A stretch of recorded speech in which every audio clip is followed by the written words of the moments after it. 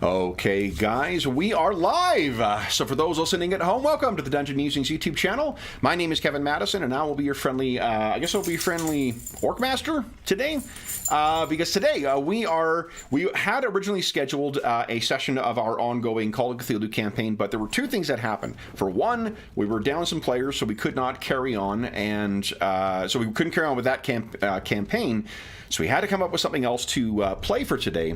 And the second thing that came out is yesterday, Paizo Publishing announced the pending release of the Open RPG Creative License.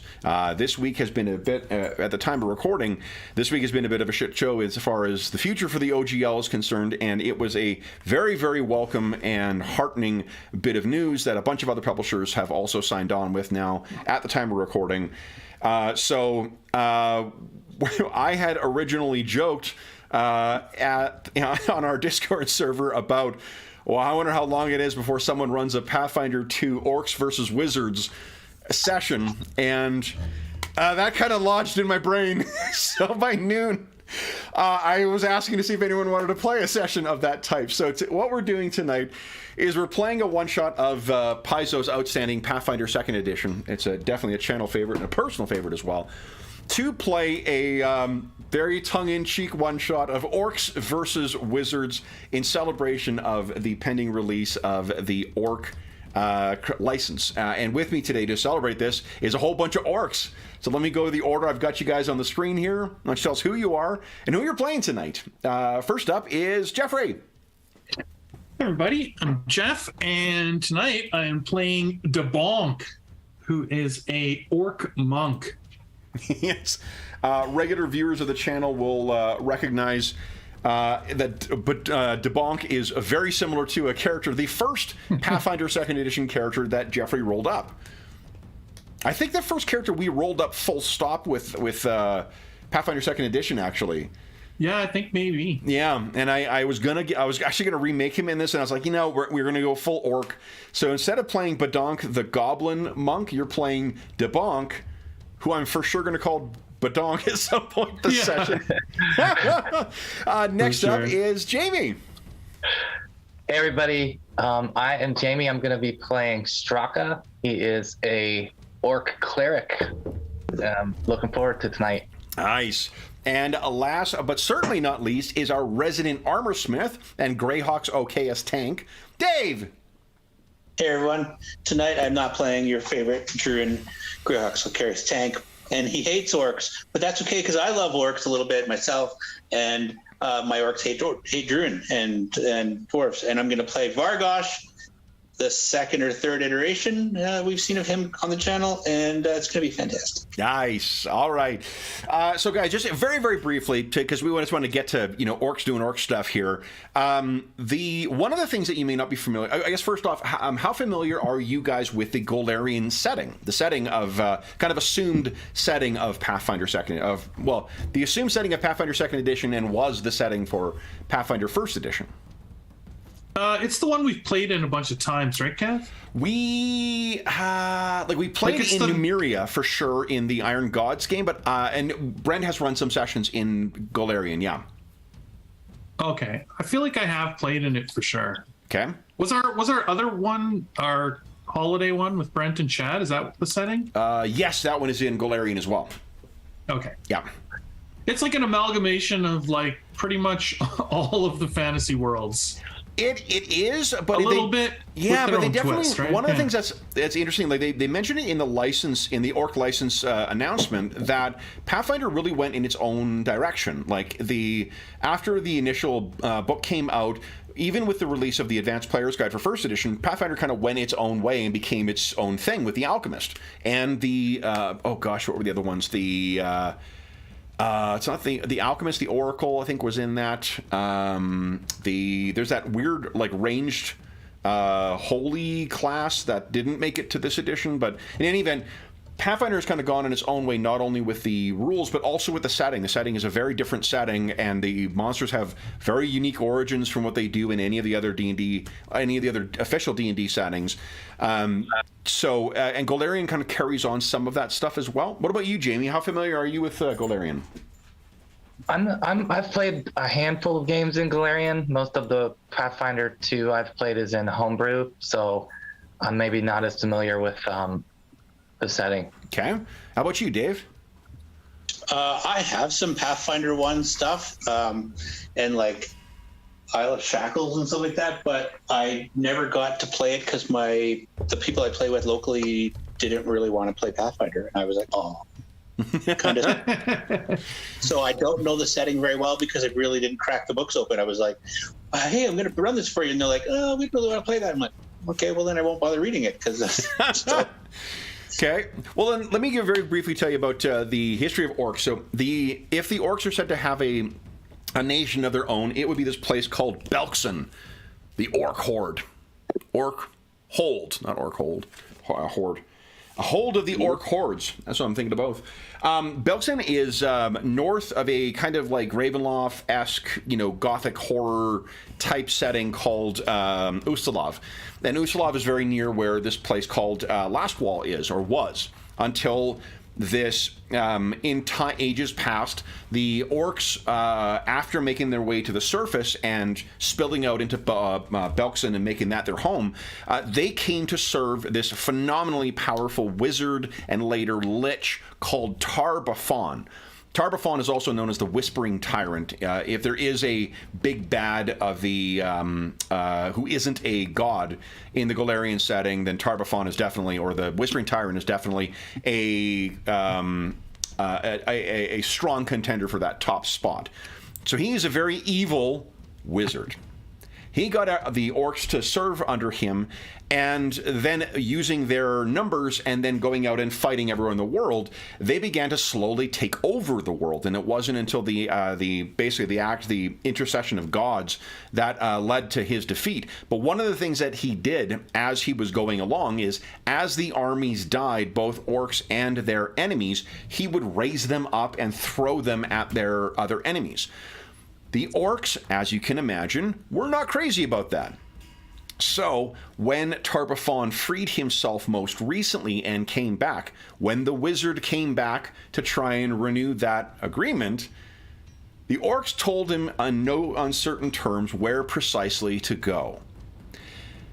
Where our session takes place is shortly after that. There's a very badass name for it, and I can't remember if it's like the Battle of Nine Skulls or something like that, is when the orcs finally pushed the Whispering Tyrant's horde back out of Belkzen, and he was forced to flee and hide on this island in the middle of this big lake. But what also happened is, in addition to that big conflict, there's also hundreds of smaller, dozens if not hundreds of smaller conflicts that go on as well that date back to the original agreements, and some of those include agreements when you're dealing with liches or other undead creatures. There's not really a shelf life on those contracts; they never expire.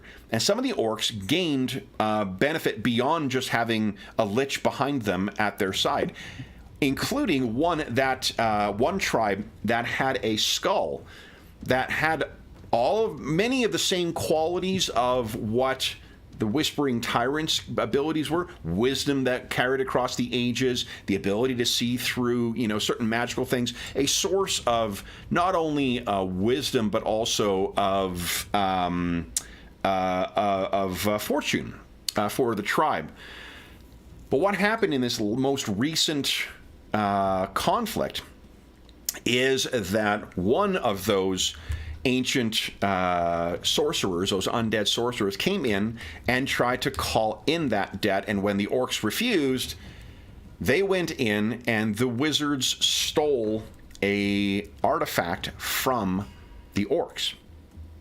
This has led to, because the diligent members of their tribe have been chasing them, not only did they chase them across all of Belkzen and up into the Mindspin Mountains and across them and then down into the shadowy lands of Nidal beyond, and though many of their numbers fell, there is the horrific offspring of the god of monsters, Rovagug, that dwells up in the Mindspin Mountains. A creature so terrible, it consumes the living and spits out, what are they called? What are those undead things that have the cages in their chest that can pull people in? Devourers, I think? In any event, that's what it shits out. You have lost countless members of your tribe, but you 3 remain. And now, you 3 orcs have come to the edge of the sea, some might say the coast, in search of some wizards who have taken the legacy of your tribe. So, there has been much bloodshed and much loss behind you. That is the clumsy metaphor that I'm setting up this session with. Let's get to having some orcs beat the bejesus out of some wizards. So, guys, what you were looking for is just shortly off the coast of this. One thing that I can tell you about Nidal that is kind of neat is that there was this dark time called the... I can't remember what it's called now. The Starfall, I think, maybe? Something like that. Where basically a giant meteor fell to Earth and blacked out, the sun. The people living in what would become Nidal swore themselves to one god, a god of murder and betrayal, called, whose name escapes me actually. Zon-Kathan, I think, is the name. And since that time, this god of murder has been serving them, and the land itself is cast in shadow. The god's dark influence is felt all the way across here. There are no other gods raised up, but what it means is on the borders, near where you guys have crossed in the northern plateau, you can quite easily go out, and there's tons of ruins that date all the way back to the time of the Starfall, and it is one of these ruins that you have tracked these wizards to. It is just off the coast.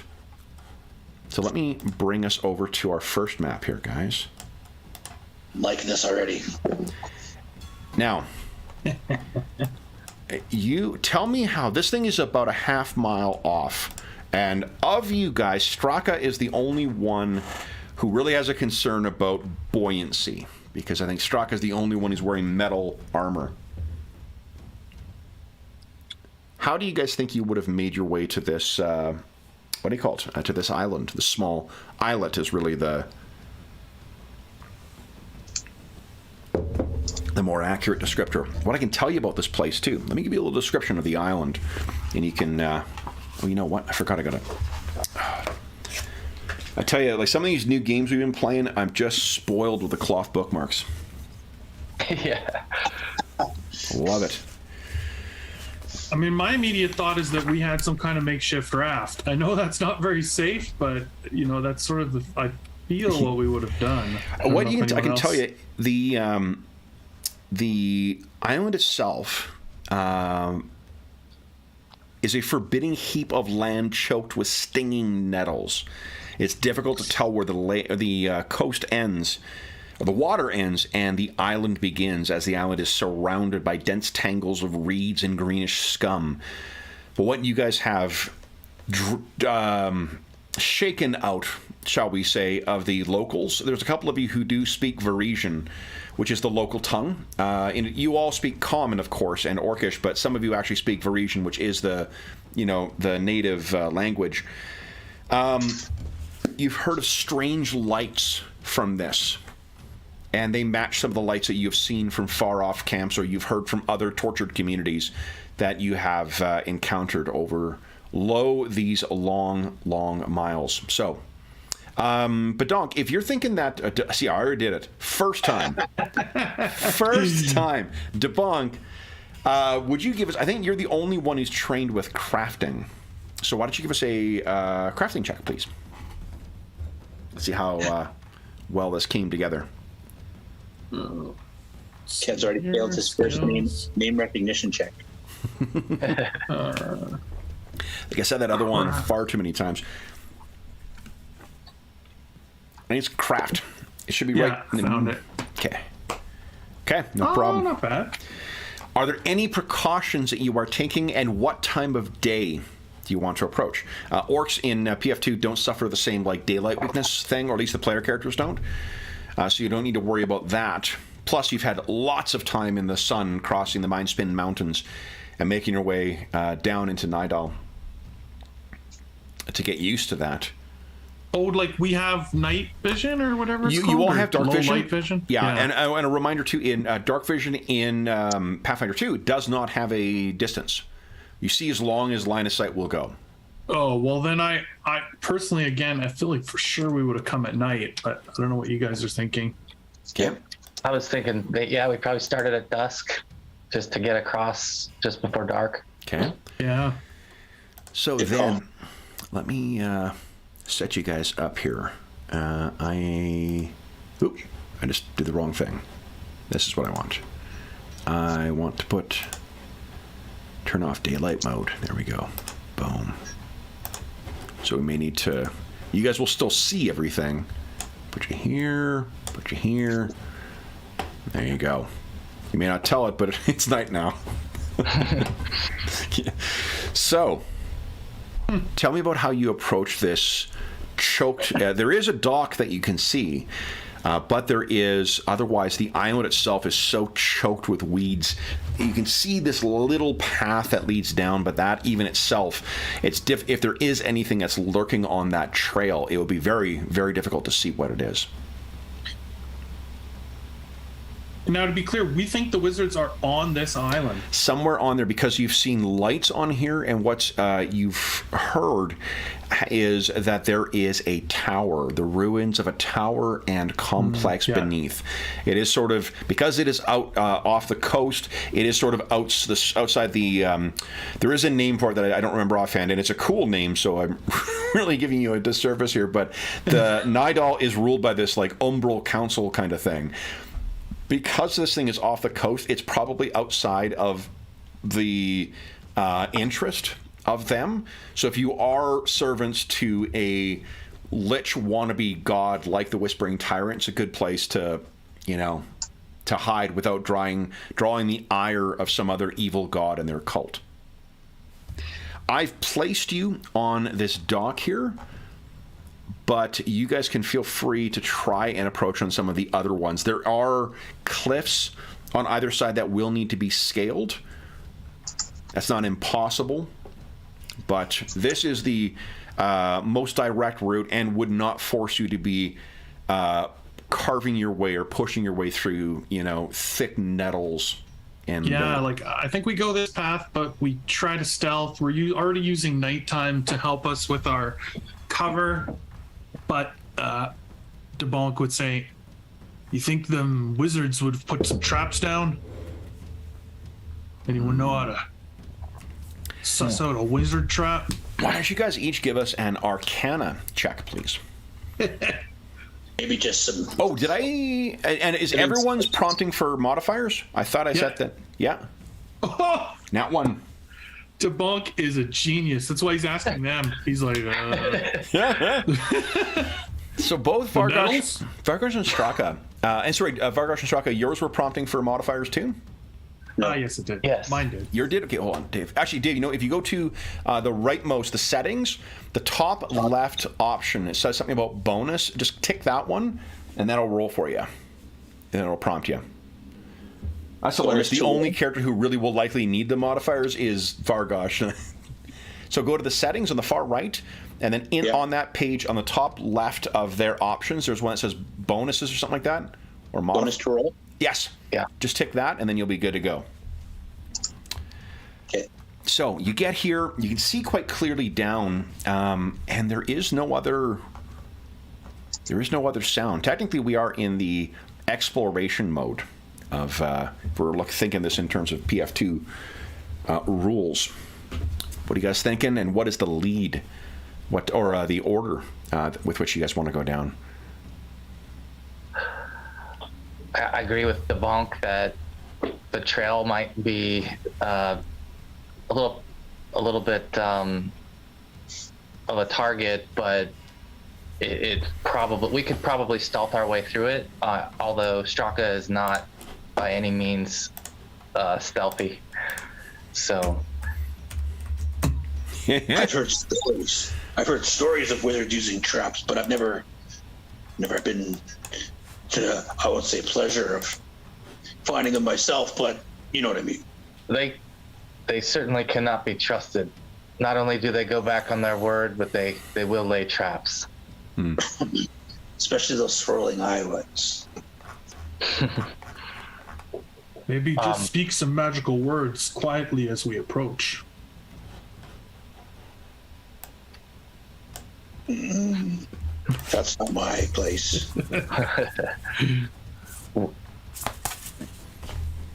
No traps, no traps, no traps. So what we can do, guys, is if you wish, you can start moving your characters down by one. For other traps.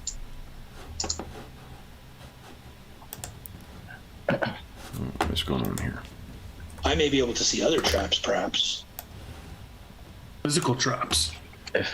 Yes. Yeah, that might be the order then. Okay. So, and one of the options you can do in exploration mode, which is, let's see I'm here. going to do some foraging while we explore, because I'm hungry. I do have stealth. I have stealth. I don't know. Yeah, so It's- let's take a look at it's on. Hold on here. It's under playing the game near the back. It is. Oh, this is traps. Let me just make sure I put a thumb in there. I mean, sure, there's no traps here, guys. I'm sure you're fine. We're not ready. Exploration mode's on page 479. So if you're sneaking, you can do that. Or if you're with everyone else, you do have the, I would say, benefit. You have to account for, I suppose, for the fact that Straka is with you. Straka is, as Jamie Not has quiet. said, most definitely not. Yeah. Can we help Straka become more quiet? You can. Pack some leaves between these armor plates so they don't make as much sound. I can follow if there's an expert or something. You can. Fresh grass because it's nice and soft. The trouble is with the follow the expert. The key there is in the name. The expert needs to have expert level training in it, which is I don't think. I'm only trained in stealth. What about you, Debonk? I don't think I'm. I think everyone's trained. You're all first level, so. Oh yeah, right. We're only trained in anything, right? Yeah. I feel like I'm an expert, but I'm definitely not. You're an expert to us. Follow the trainee. Okay. All right. So then, why don't let's see here. Here's some options you can do as well. Someone can scout, which gives you a +1 to initiative if any fight breaks out. Someone can search, which is meticulously keeping an eye out for hidden doors, concealed hazards, and so forth. Someone can investigate. You can detect magic, avoid notice. So, what are you guys thinking? So search is using the seek skill, Search is using the perception skill. perception skill. Yeah. I'm an expert in perception. That seems like a good approach. Okay. I will keep my eyes out for people, or is that Sure. searching? Yeah, go ahead and give us a perception check, please. And I'll tell you as you move along with her. I'm gonna perceive.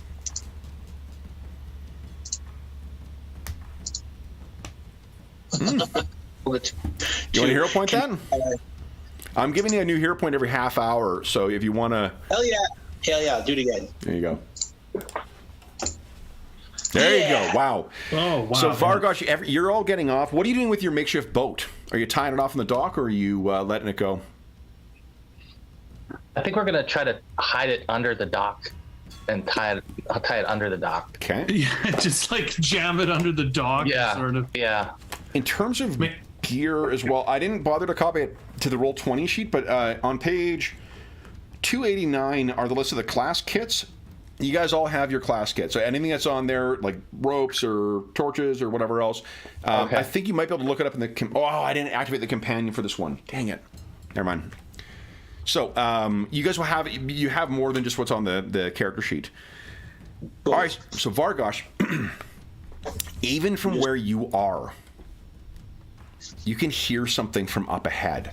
And I'll even point to where, let me make sure I'm on the right layer here. Vargosh, up over here, there's two things you notice. Right around here. Oh, Vargosh?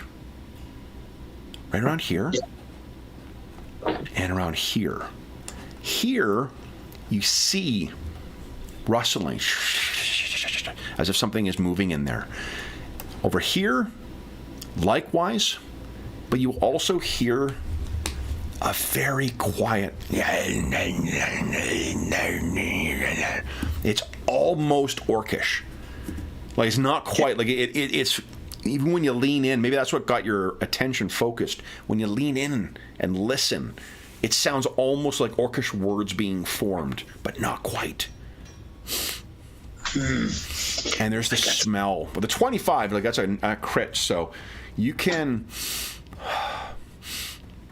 Something is rotting in that near patch of brambles and such. I see and I smell things, and I got the plan. So listen up. Up ahead, just to the right side and the left side of the path, a little higher on the left. There's movement, and there's smell of rot. So here's what I say. Straka, you count a lot.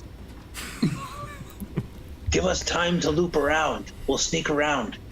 And then go up the path like you're by yourself and you're unaware of what's happening. But be ready. Something will jump you. And when they jump you, we jump them. Or maybe we catch them just before and we see you coming. Are you sure your belly isn't just pulling you towards another meal? No, I'm sure. I'm certain of this. Well, I'll do my best to count then and head that way. So assume, guys, that anything that is like in the bushes here, this is all, even the green on the side here, this is all difficult terrain. So Do we know a lot of nettles, you said, right? Yeah. Do we know anything about undead at this point in our? Most assuredly, not only from the person, like the oracle, the ancestor who connects with this skull that you're trying to recover, this artifact, but you guys have most recently stood against the army of the Whispering Tyrant, telling them no this time. Do we know if we can sneak past undead? Oh, most definitely. I mean, depending on what it is, shock troops, they don't seem to have much more. At best, they could be like your average orc, but the shock troops could even be worse than that. Just mindless, shambling undead. Just very difficult to go down, and sometimes with all sorts of nasty little surprises, like diseases or paralyzing, attacks, or just chewing on you. There is a panoply of horrors that the wizards have to bring against you. Okay, so I pointed to Bonk, we're going to go this way, and we're going to go loop around. You might not see me, but you'll know I'm there. Okay, so do you want to drop? Let's do this, guys. Let's drop into combat rounds. Why don't you, everyone, go ahead and click on your token. It sounds like Vargosh is going to be stealthing, and it sounds like DeBonk might be as well, so I'm okay with you guys using stealth for your initiative for this. Straka, it sounds like you're trying to use deception, maybe, or perception. Depending on whether you think you're trying to appear nonchalant or whether you're trying to, like, keep an eye out for whatever is going to attack you. Yeah, I think probably because I'm trying to time it and count. I'm so focused on counting. It's probably more perception than deception. You got it. Yeah. Okay. So I've rolled for them. I'm going to put them in. I might be a little slow on this one. You know, for those listening at home, the reason we started late is because of some issues with Roll20 and the game that we were setting up and we're playing. For as much as I complained about it earlier before we started live, I do remember a time when it was a pain in the butt to do turn orders from the DM's layer, and that is not the case anymore. So someone may have forgotten to click on their token. Oh, DeBonk, are you I just rolling seen initiative with actually hit the roll. stealth? Yeah. Oh, yeah. Okay. Oh, I'm slow. Do you want to hero point that? No. Okay. I mean, shit, you have 2 hero He's points now. distracted. Yeah, he's Remember, just you guys totally have distracted. you got your second hero point now. Vargosh has spent 1, but you guys each have. Oh, we have 2 now. Yeah. Okay. Perfect. Okay. No, he's busy. He's like checking out the nettles. All right. So I then heard let's you do make good this. tea from these. Straka, you have 3 actions. What would you like to do? Straka will delay his action until he sees Vargosh and DeBonk somewhat in the position I was told they'd be in. Okay. So Vargosh, why don't you make our first? You get 3 actions here, and remember, moving through the nettles is going to be difficult terrain, and then moving along the side here, it slopes down quite steeply. So anything that looks kind of like a muddy side here, you can assume you can kind of walk on there, but I think I might ask you to make athletics checks, and it's probably still going to be difficult terrain. So where are you thinking of going here? Oh gosh. So he's just going to go along the grassy side, trying to avoid the brown. So you got 25. Don't count diagonals. Just count them as normal in this. You can move 5 squares per action. Okay. You have 3 actions. And it's that moving stealthy you can move 5? If you're moving stealthy, I believe you can only move half your move. Let's see here. You need to hide first, and then you need to make yourself slow. Let's see. All right, here. Hide. Here we go. Hide is 1 action, which you're doing. So long as you get to a place where you can become hidden, so cover or greater cover, or which is just going into those bushes. They definitely give you that. Yeah. Then sneaking, move half your move. Okay. So if I have to hide and move, that's really, I can only move 25. Yeah, so hide. What is your stealth bonus? 5. 5. It's a secret roll. Okay. So go ahead and move yourself for your you're hiding in there. A second action will be to sneak. Okay, so there's my 5 moves, 5 squares. Okay, so And stop hide. there. You can hear something is trying to vocalize, but it sounds like they can't quite get their mouth to work properly, or perhaps it's not working. You have 1 more action. Now I'm going to try and sneak. Again? Yeah. So this will be your final one. Okay, go ahead. Actually, at this point, you're going to have to... This is technically a hide once again, because something did hear where you were. Oh, okay. Okay. But okay, so that's about as far as you can get. So remember, you can only move half your move, and then it costs you double to get through each square. Oh, right. So I got to only move 2 there. Yeah. Okay. Then it is... So Vargosh has completely disappeared into the brambles. Straka, were you waiting until after DeBonk goes as well? I'll wait for DeBonk. I have good news. Let me move this. What moves out of the bushes is, let's see here. This is my initiative tracker, so that one. This was part of the plan the whole time. Just going to draw them out. Draw them out. That's what they said. Okay, Vargosh. let me move this over here so I don't lose it. All right. They need to seek first to find you. One has no idea, but the others do. So then, oh boy.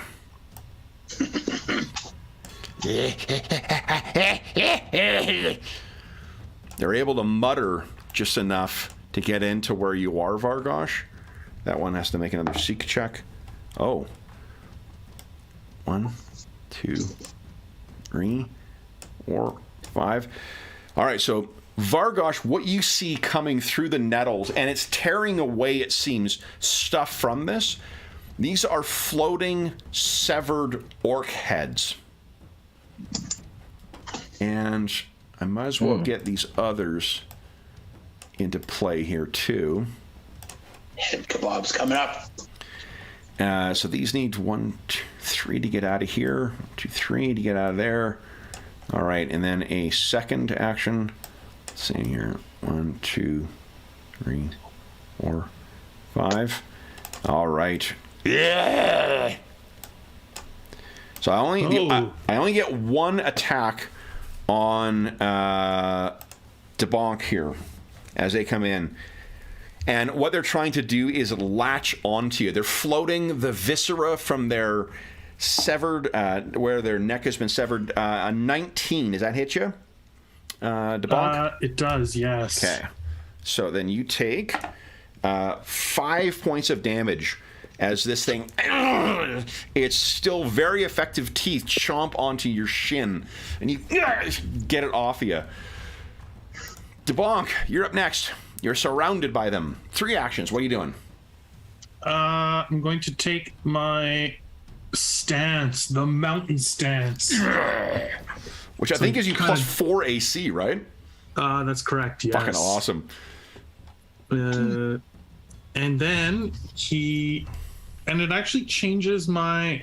Which I've got on there, the attack. falling stone technique. That's your, the damage you do with your... Oh, yeah, there it is. Okay, yep. So then he's going to... So just a reminder, the way Flurry of Blows work is it's a 1 action that allows you to make 2 attacks. Right. Oh, right. And it still does it with the Falling Stone Strike, right? Exactly. You make those, and it has the same attack modifier, so you'd use the attack penalties. It just means that monks can potentially attack 4 times in a round. Right. Okay. So I'll do that with the first one at the one that hit me. Okay. You got it. That's that one right in the middle there. So go ahead and click the top. Yeah, perfect. That's exactly the one you need to hit. Holy smokes. What does it look like as you shatter this thing? Oh, you just... it's probably not expecting it. Just like, I think that he would probably throw like big elbow swings, like he just uses his forearm to smash things. Smash this thing. It cracks like a melon. You have your second attack from your key strike. So hit on attack. Same one when you hit, same button you hit on, just number 2. Yep. Sorry. Number Go. 2. Come on. Right, because you get a little penalty to hit. So that is 1 off. You want to hero point that? What did I roll to be 1 off? That's pretty good roll. So I'll save them. So you still have 1 more action. What are you gonna do with it? You can attack a 3rd time. Yeah, let's do the 3rd attack. It's pretty unlikely, but I'm still gonna make the chance. No, that's here. what those 20s are on these dice for too. Exactly. Come on. Here we go. Oh, no, it's pretty close. So close. Oof. All right, so you're doing your brute force almost. martial arts. Straka, you're up next. What are you doing? 3 actions. All right. First action, Straka will step to the side here to flank with this one, and then... Okay, I'm going to need you to make a athletics check, please. It's only going to be a DC 10. You're getting down into that mud. Yeah, no problem. All right. Okay. And from there, he will use his great sword to take a swing at the one between him and the Hell bonk. yes. So remember, the flanking is just a modifier to the AC, so it takes care of on my end. Just go ahead and make your attack. And yeah, that's a solid hit. What does it look like as you split that one? Straight down through the top of this thing, and probably smacks it off the ground. All right, you have 1 more action. Let's see. So I think Straka will move up to here. Okay. Would that also be considered a flank? Yep. Over the bonk? Okay. It would. Yeah. Okay. Then it is Vargosh's turn. Vargosh, what do you got? You got 3 actions. There are 2 seemingly members of your former tribe with you, ones that maybe fell on the long journey here.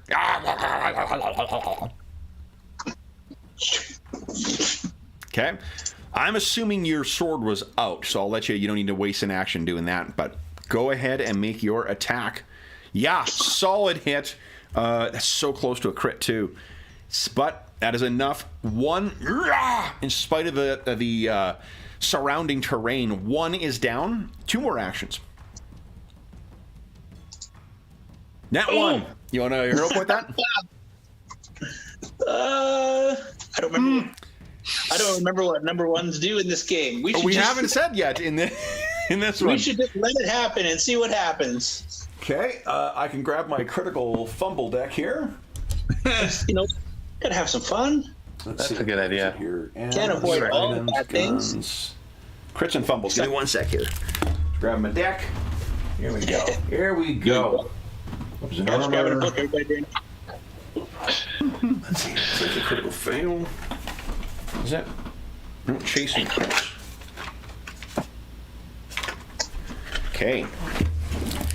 Because we don't really make use of these in Spires of Paradar. I rarely get a chance to use these decks. There we go, critical fumble. Let's see what happens to you.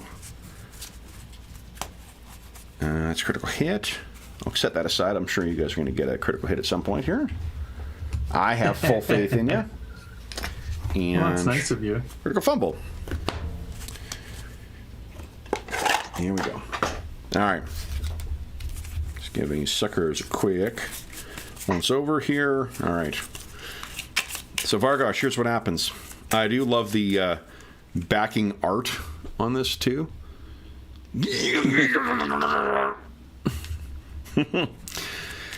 All right, this was a melee attack. Vibration. If you're using a bludgeoning weapon, you drop the weapon and become enfeebled. So fortunately, nothing happens with your fail. Oh. So you can feel it all the way up your arm, but you don't drop it. So then you have one more action. What do you want to do with that? Try again. Yeah. That's a miss. You want to hero point that? Nope. Okay. Then it is head o'clock. This one comes in on you, Vargosh, since I've got myself up there. Does a 12 hit you? Nope. No, okay. So it comes in once. Second attack is +2. There's no way that hits. And the third one, he's coming around from the back. Nat 20, baby. That means double damage on you. So let's see here. Maybe I should have hero pointed it and gotten.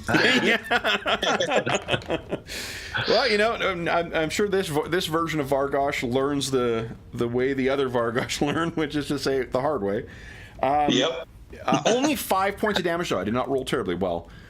So 5 points of damage, it catches and it just sort of tears along your side. Okay, so I now have. Given I rolled a critical fumble and it rolled a critical hit, and somehow all of this, I only lost 5 hit points. I think I'm okay. Yeah, call this a win. All right, Debonk, coming on you. 22. That's a hit, not a crit, right? Yeah, that's a hit. Yeah. Oh, no, right, because you're in your mountain stance now. So hit. That's 5 points of damage on you. Second attack. Nope, that's a miss. And third, also a miss. Okay, and then Straka. I'm gonna capture you here. Does a 23 hit you? Yes. Hit, not a crit, though, right? Right. 5 points of damage on you. And then the follow-up bite, you got your defenses up now. You got your defenses up, and they're not able to get past you. Debonk, you're up next. 3 actions. What are you doing? I'm going to flurry the one on the left that's not being flanked. So go ahead. Attack number 1. Yep. Off into the water. Crunch. Second flurry. And then I'll turn my... it's just a regular attack. The second one. There we go. Number 2.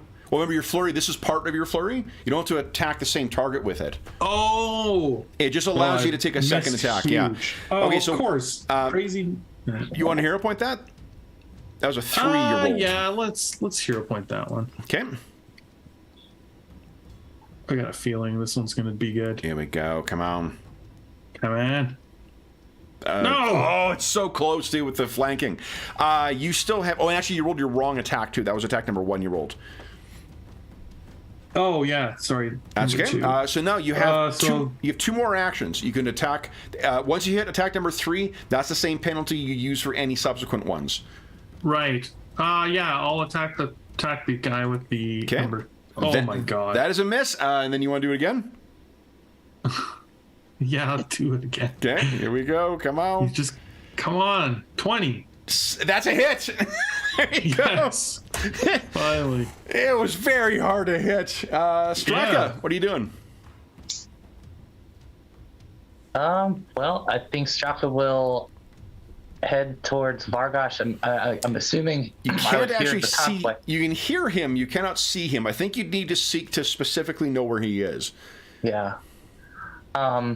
Then I think Straka will just stay ready and attack if he sees anything that comes in range. Yep, perfect. So you're banking 2 actions to take 1 action as a reaction. Vargosh, you have next 3 actions. What are you doing? Vargosh smash. Or slash? No. That's a 2. That's terrible. You want to hero point that? No. I'm just going to keep swinging. You just got another hero point, by the way. No, how about that? That is a hit, and it's down. Ugh. And then I'm All gonna right. And that is the last of them. So. Okay. I was going to seek to see if there's any more, but... Oh, sure. Yeah, go ahead and give us a perception check.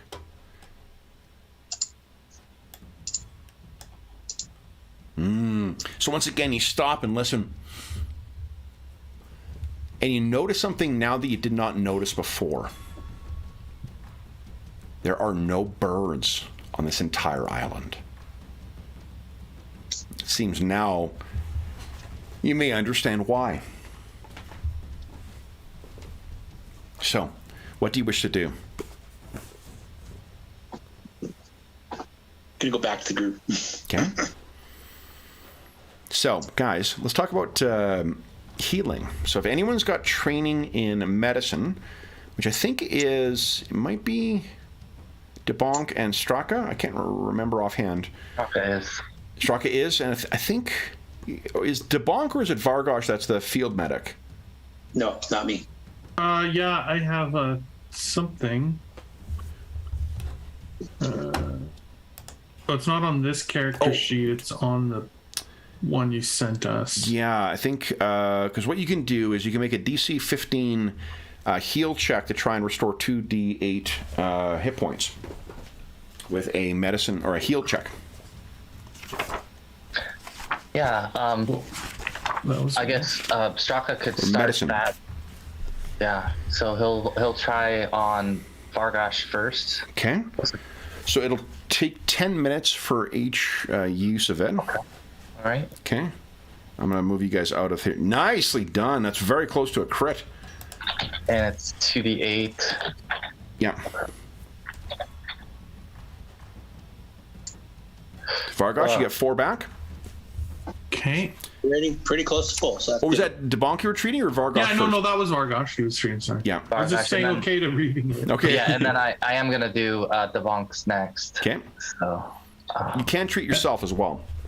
Okay. Thanks, Straka. Nice. Yep. 2d8. Yeah. Oh, yeah. Okay. My And plan works to perfection. I drew them out so that you could get attacked. But you can only benefit from it once or Once or per hour. Yeah, yeah. So he succeeded, so that's good enough. So basically we have 2 tries at it though. You want to hero point that? sure. Okay. Actually, Or I could If- try it on you. if you're trained, if someone else is trained, I'll just let you try. Let's see here.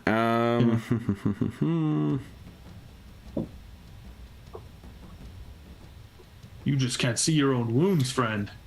It's yeah. medicine, So if they're targeted by it, whether you succeed or fail, they're immune to it for an hour. So you would. Oh, okay. Yeah, you would have to hero point that. Maybe. Oh, okay. Okay. Then that makes that easier. I will hero point that. Okay. Oh. Now. You can get aid. So if Badonk rolls a crit on his medicine roll, I thought I heard Badonk saying he wanted to help with that. That would grant you a +2. So either if he rolls a 25 or a nat 20. Well, I can't roll a 25, so I have to roll a nat 20. Well, let's see. Here we go. 5% chance, and so close. So close. So that's +1. It goes that's 14. All right. Alrighty, then. What do you guys wish to do next? You've spent about half an hour just catching your breath. You haven't heard any other sounds. Vargosh, I'm assuming you're kind of keeping your ears out. The path continues forward. You do spend a good chunk of that the 20 minutes when you're not being treated, Vargosh, pulling nettles out of your various crevices. Yeah, and I think he's going to, like, sift through the skulls with his sword, just kind of disgusted, and maybe flick a few of them off into the water. Yeah. You are fairly certain that you recognize they are very desiccated, and there's some kind of strange markings that have been carved all the way across the forehead. But these are people who set out in pursuit of these wizards. I don't want to become this. We must prevail. Agreed. What do you guys wish to do next? Kill the wizards. Whoever did this must pay. Let's go up the path. We must get to this tower. What do you guys wish to do? Okay. Oh, Vargosh taking the lead here. Yep. All right. So let me tell you. Hold on, guys. We have everyone's favorite lock tax. So, nettles and brambles cover the island except for a narrow, weedy path leading from the pier at the island's south end to the collapsed tower rising from the island's south end. To the island's summit. In addition to the thorny plants, a thin mist makes it difficult to see the ground. I think from where you are, Vargosh, you got a pretty good angle now. And Vargosh hasn't said anything yet about the lack of birds, so he'll make this opportunity after that creepy observation, I guess we'll call it, the block text. He's like, do you hear that? No birds and no animals. Are there even bugs?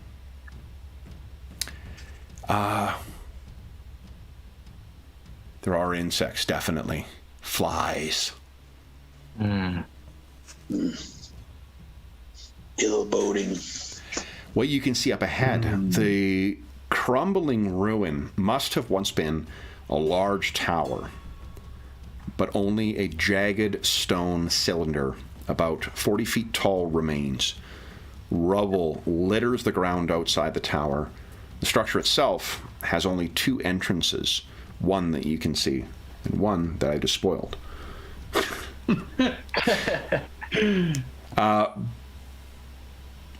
I don't think you can see quite yet what lurks inside. He waves them forward and keeps going. Okay. To see if there's more block text. Where's the light that we see? Is it emanating from the top of the tower or somewhere? You have not seen the light, but others have claimed they saw light on this island. Okay. Which is why they thought it was haunted. So you're making your way along now. Bear with me one moment here. Wait for DeBonk to come around the corner. Okay, sure. I'll stay close to Straka. Okay, start right about there, Vargosh. Okay, so if you guys could stay there just for a moment. Yeah. Let me just get the Fang Dragon, and... Make this short and sweet. Turns out the wizards win. Sorry, guys. You cruel. Surprise ending. Okay, what I need is... Yeah, that's the one. I hear Basil Polydorus music while I hold this weapon. Understandably, yeah. Here we go. All right. What is everyone's? If you could put in let's do this. Fuck it. Everyone, give me a or give us a perception check, please.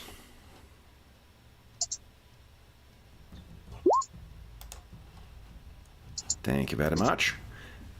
Thank you very much. Okay. All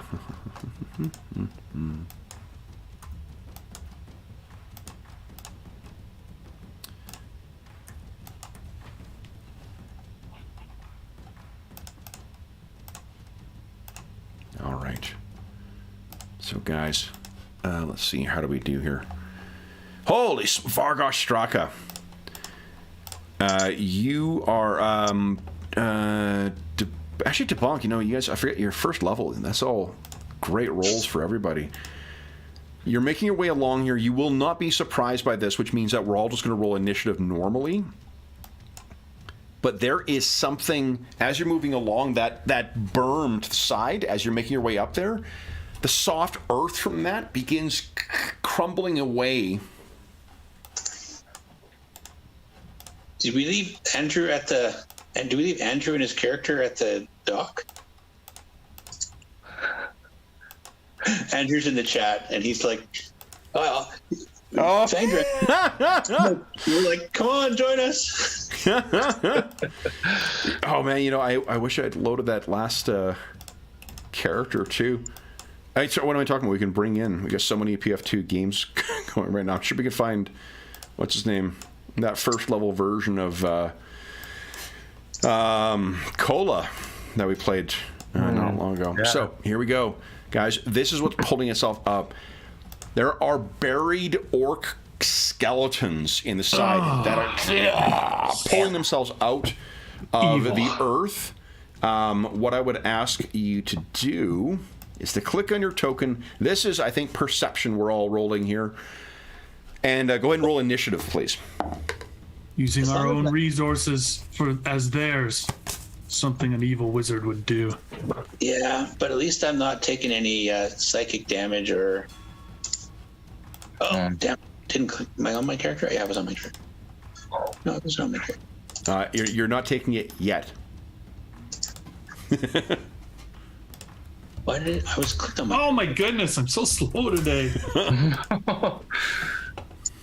That one. 8. Oh, no, I rolled a 20. I rolled a 19, but even that one didn't go on. Because you're rolling on the skill, not the initiative. Oh, that's why. Yeah. It gives you a new chance. Oh, try again fresh here. Initiative. There we go. There you go. All right. Anyone spending hero points before I set the order? Hero point to do what? To re-roll. It's a D20 roll, so you can spend a hero point and re-roll initiative. Oh, that's right. Yeah. Good. Here we go. Oh, gosh, come on. The only candidate there. Even worse than before. All right, then Straka. I don't know if it's your godly senses, but something unnatural is pulling itself out. They're all flat-footed until they act against you. Oh, wow. Okay. Then I think I'm looking at his disrupt undead cantrip. I'm going to target the nearest one with that. Okay. First. So that'll take you 2 actions, I believe, to cast that.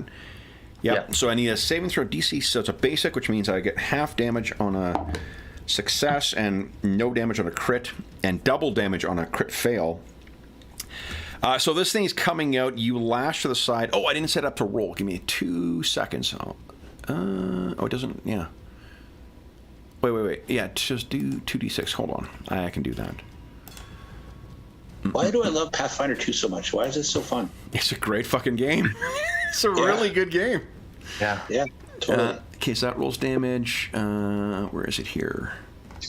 Man. Where's that? Disrupt Undead. Here we go.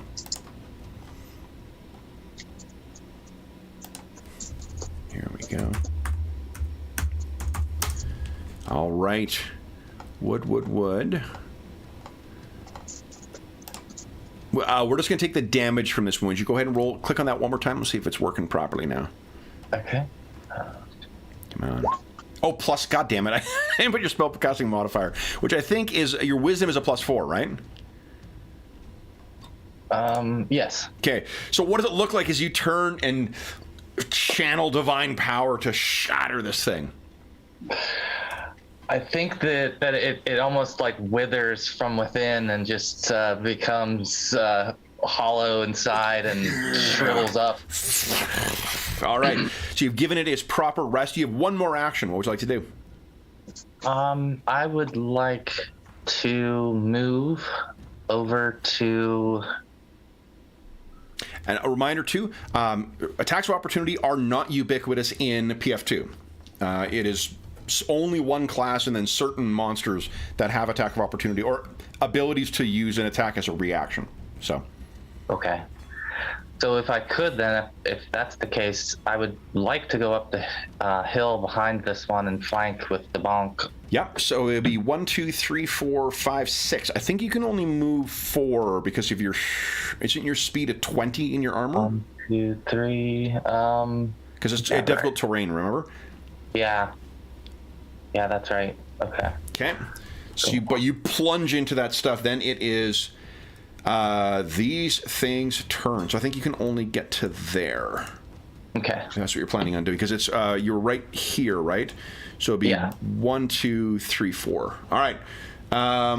These things, they pull themselves up as their first action. Second action, one of these is going to move in on Vargosh. One is going to move in on DeBonk. And then let's make some attacks here. So it's carrying a orcish scimitar, each of these things. Again, you recognize the make of these. Straka, against you, that is a 19. I think that's a hit, not a crit, right? Hit. Okay. Would you take, please, 7 points of damage? Yikes. And then it falls up with a miss. I'll only get one attack on DeBonk here. Fucking 19. 26, which is a hit, not a crit. You take 4 points of damage from this thing. Vargosh, I get 2 attacks from that first one. 20, I think, is a hit, not a crit. Correct. 8 points of damage from that first one. Miss with a second follow-up, and the other one, perhaps sensing, a kinship between you, it swings clumsy and wide. As the end of their turn. Vargosh, you're up. What are you doing? Rage. Nice. Yeah! He's like, fuck this. Rage.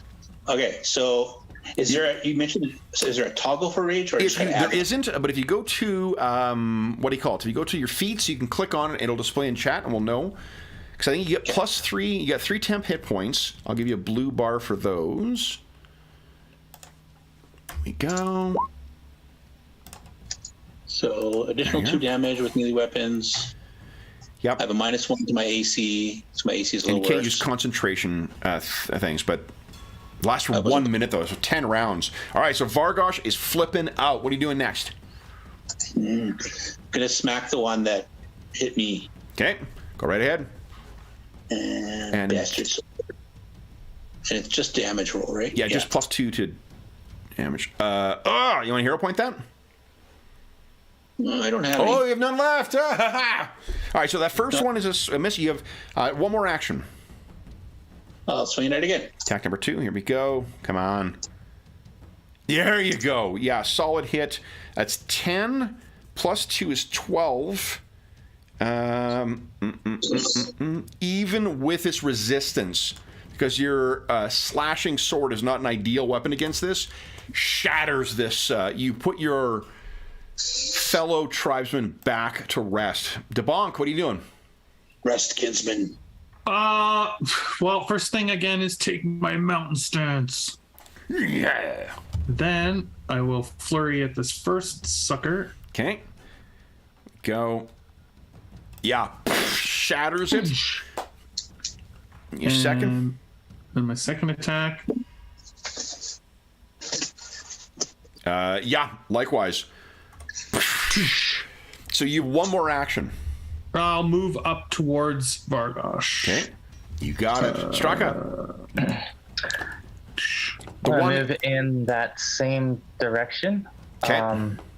The one in the water is my initiative tracker, so you can ignore it. Okay, I was wondering if we were being flanked. I always got to remember your situational awareness of like, where the fuck is it? Watch the flankers in the water. And from there, I think he's just gonna go ahead and swing the greatsword at this thing. Go right ahead. Yeah. Bring it down. Let's see here. That is a hit. A narrow miss. You want to hero point that? Yeah. Okay. Do that. And let's hope for a better outcome here. Come on. No. All right, this thing's turn. It has clumsily, it missed you last time, Vargosh, with this attack. I'm going to do a couple attacks around. I'll do one on Straka, who's more heavily armored first. 17. Does that hit you? Right on. Right on. That's 6 points of damage for Straka. Oh, shit. And then it follows up on Vargosh. That is who has battle medicine? Or do none of you guys have it? The only thing I wisely did is the one character I made and didn't post in here. That's the one who's got battle medicine. Oh, there you go. Because John couldn't make it tonight. Okay, then, I mean, Straka's got spells as well. But then he misses you, Vargosh, on his second attack. Straka's looking pretty weak. Let's go for that last attack on Straka. That is a miss, and a bad one. Vargosh, you're up next, and you're raging still. What are you doing? Smash that thing into oblivion. Okay. Yeah, that's precisely what you do. Its bones go scattering back into the tower, and you can drop your rage, I believe, as I can seek while raging, so I will seek to see if there's more enemies. Oh, sure, good call. Yeah. Wow. Give us an Nat 20. Nat 20 and you're seeking? Hold on, let's see here. Beautiful. You bellow out, and you can hear if there is any other person on this island or being. You cannot hear them. Okay. Then he realizes no more enemies, and he brings his sword in and starts breathing heavy and lets the rage go. Well, you can see, though, you know what I'll let you do is, because of where you position yourself, there's something off about some of the stones in here. They may bear a closer inspection. Mm-hmm. Okay, but first we have some injured people here. Something strange about the stones in the tower. So you look around. Straka is in very bad shape here. But you said we can't do that medicine thing within the hour. Not within the hour, and it's only been about. It was half an hour in total to treat. And then it's probably only about maybe 5 minutes of walking up here, and then this very quick scrap. So what would you guys like to do? Do you wait it out? I do have that innate heal spell. Yep, you could use that. And I think so. With that innate heal spell, is it similar to the regular spell? It works exactly the same. All it is just that you, as your divine font, is it once or twice? I think it's only once. You get one free heal per your divine font. You gain one additional spell slot every day at the highest level, in which you can only prepare heal spells. And the number of the slots is equal to 1 plus your charisma modifier. Unfortunately, I don't think your charisma modifier is terrific. It is a 0. It's a 0. All right, there you go. Yeah. Okay. So, would the 3? How much healing would the 3 action heal provide to everyone? The 3 action heal is I think it's. Is it 1d8? I think it's either 1d8 or 2d8 to everybody. But can you heal yourself a lot? He can heal himself, which would be 1d8, I believe, plus 10. That's the 2-action version of heal. Yeah, if I could get if it's 2d8 and I can heal everyone, probably do No, that. sorry, it's 1d8. It goes up. Okay. Yeah, it's the heightened version is the one I'm thinking of. Okay. Then he'll just do a heal on himself. On himself, so then it'll be 1d8 plus 8. Okay. Come on, big money. Nice! 13? There we go. What does it look like? That's what I want to know. Yeah, in orc healer, I think he's able to maybe hold both of his hands across his chest. He's got to set his weapons down and hold both of his hands across his chest. He mumbles to himself, and he feels a restoration of vitality. You are a priest of Gorum as well, who is, let me see if I can, I don't think I can show you this, but I can tell you about Gorum. Gorum calls out prayers to our Lord in Iron, God of battle, strength, and weapons. Gorum emphasizes strength and power, encouraging his followers to seek out war and combat as the ultimate way to worship him. Edicts: attain victory in fair combat, push your limits, wear armor in combat. Anathema: kill prisoners or surrendering foes, prevent conflict through negotiation, win a battle through underhanded tactics or indirect magic. Gorum!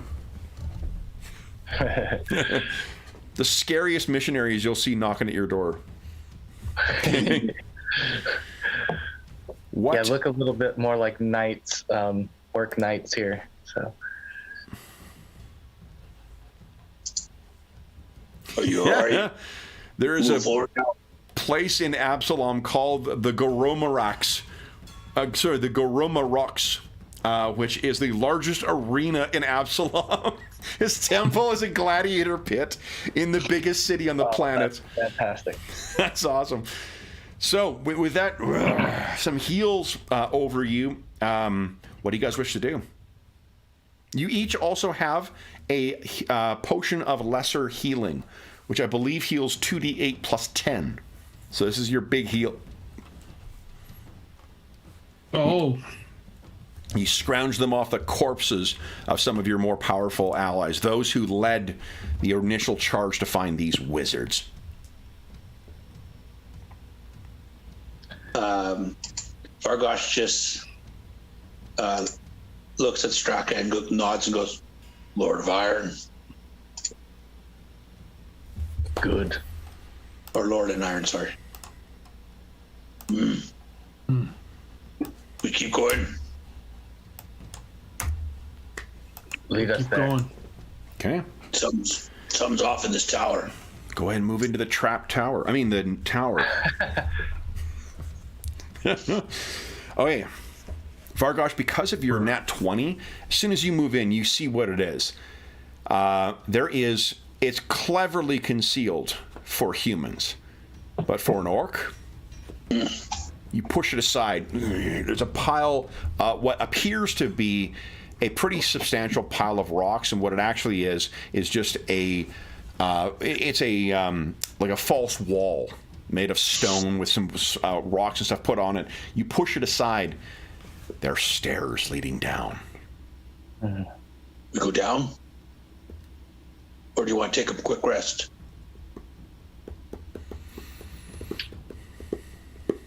I think we go. I think we go. Go. Okay. He'll pop it open and motion for Debonk to go first. Yeah. Because you have 2 points. Oh, I guess it's on this side. Okay. So your marching order going down, you will only be able to go single file down this stairwell. Who is going first? Who is second? Who is third? We're just going to go Debonk like that. Yeah. Oh, I can't see it. If you guys can tell me. Vargosh, Straka. Okay, perfect. So I moved myself over here, and I'm going to adjust the lighting on here so You're ahead of us. Step ahead of us. You can't see what we're doing. Oh, yeah, I'm using my little clicky thing. Can't you see it?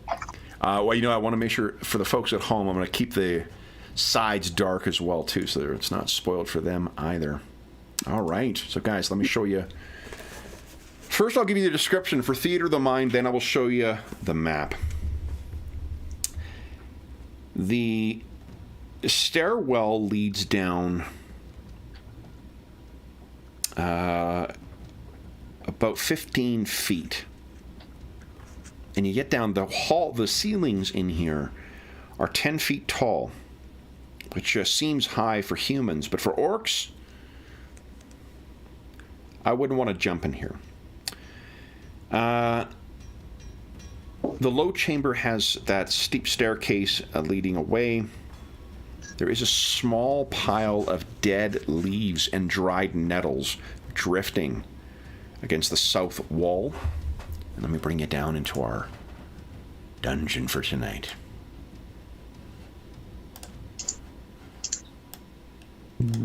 So this is what you see. Some of you may be... Straka, I think, may not quite see yet. If you want to move down in there, spend 5 squares of movement. You guys can move down. Oh, excuse me.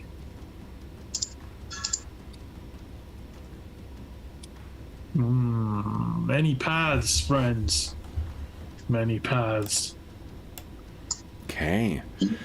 So with that, guys, why don't we take our mid-session break right now? We'll refresh our beverages, and then we'll come back and see what is lurking beneath the crumbling tower of the wizards. So back momentarily.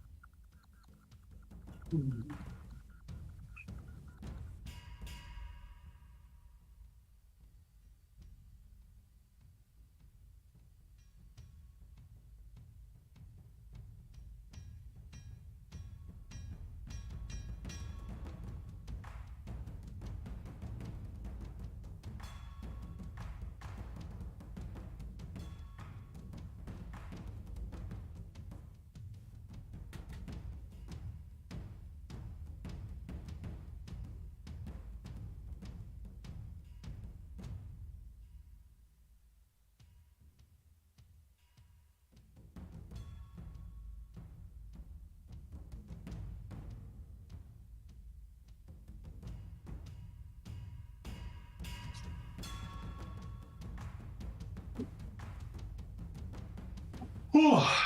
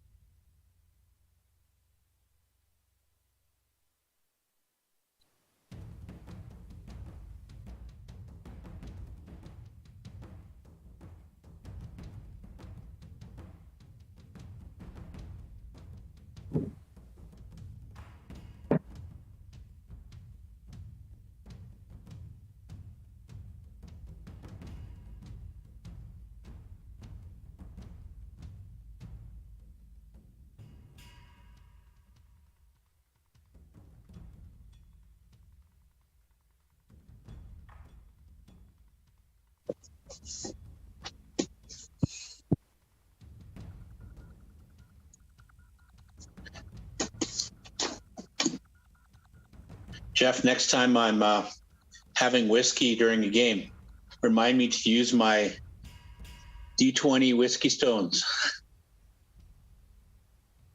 Oh, nice. Big, heavy marble. I think I got them from Chad. Okay. Yeah. Cool.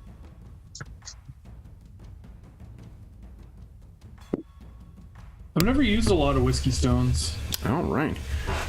You've used which, sorry? Excuse me. I said I have not used a lot of whiskey stones. Well, wiki? Whiskey stones. Oh, whiskey stones. I'm like, what's a wiki stone? Like, are you guys suddenly into geology? No, I was just showing Jeff that I've got this, like, it's like icy, well, it's like a chunk of marble almost. And you put it in your drink to keep it cool? Put it in your drink to keep it cool, but it doesn't melt, so it doesn't water it down. Very cool. That's neat. Yeah, I think that I got either that one or from Adam or Chad. I can't remember. Okay. And I got a set of D6 whiskey stones that are in a nice little bag that sit in the fridge, little cloth bag, and you can fill them out, drop them in your drink. They also, unlike ice, I imagine, they're not picking up flavors from whatever they're around. If you got a funk in your fridge, ice will pick that up. Yeah. I mean, maybe the solution is don't have a funk in your fridge, but... Don't have a funk in your freezer. I don't know. All right. So then... Necromantic freezer. Bad idea. Okay. What do you guys intend on doing? Now, would you each kindly give us a... Oh, first off, everyone gets a hero point. Then, would you kindly give us a perception check? Yeah, I was going to say we'll search this room, I think, pretty well here. Yeah. At least that's my thoughts. Nat one. Oh my god. The dog is just net. He's like, any treasure? No. Moving on. Straka too. Same thing. Okay. Now, maybe Vargosh was a scout when we were in the army or something. He's very perceptible. Isn't that your background too, Scout? I don't remember. Yeah, it's actually, that's great. That's perfect. Nat ones, not like, unlike Blackbirds, you're not stuck with a Nat one. You can spend a hero point and reroll if you'd like. But I mean, you guys have been relying on kind of Vargosh's keen senses this whole session anyway. We continue to follow his lead. Okay, so a couple things. Vargosh, now, does anyone have a track feat, or is that the character I didn't load as well? For those listening at home, again, this entire session came together from execution of bad joke at about 10 o'clock this morning to decision to run this at noon and then made the characters or finish up work for the day. For some reason, I feel like it is on the character that's missing. Okay. Does anyone have training in survival? Yeah. Okay. So what you can do then, Vargosh, is give us a survival check, if you'd like. You want to hero point that, or? Sure, I'll use the point that I just got then. Because you put up on my character, yeah. Absolutely. Easy come, easy go. There you go, though. Holy smokes. So what you can see, there are tracks here from 5 humanoids. And with a combination of a 25 on your perception and the 20 survival, here's what you hear. For one, what you hear, but I think DeBonk and Straka are both kind of making a lot of noise about this down here, and you're kind of like, shit! And you stop and listen, and what you can hear, Vargosh, and you alone, there is some kind of arcane chanting happening off in this direction. Then, as a reminder for rules, rituals are a separate thing from spells in this game. So there may be some kind of ritual that is being undertaken. That is whatever has happened to your living things here, the eternal animated undead spirit of your ancestor may see no end to their torment at the hands of these wizards. Tracks, most definitely. Am I in the right layer here? Yep. Vargosh, you can tell they're going in this direction, not this direction. It appears that there are no tracks over here. The sound, though, carries from both sides, Vargosh. So definitely both ways will get there. The tracks seem to head off in this direction. And then... Wizards, I can hear them from both sides, but only this direction shows tracks. And is it wiser to follow in their steps or to avoid where they have gone? It's a horrible sound they're making. Some kind of ritual, perhaps. It is a language none of you understand. Evil. Mm-hmm. Say we interrupt them with a blade or two.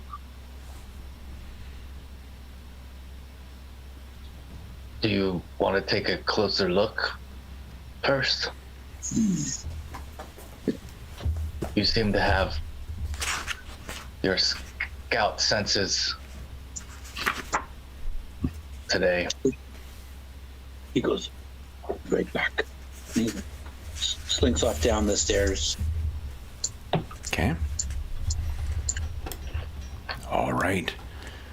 So what you can see in here, Vargosh, it looks like... Would you give us a perception check, actually? Let's see. Running out of perceptions, guys.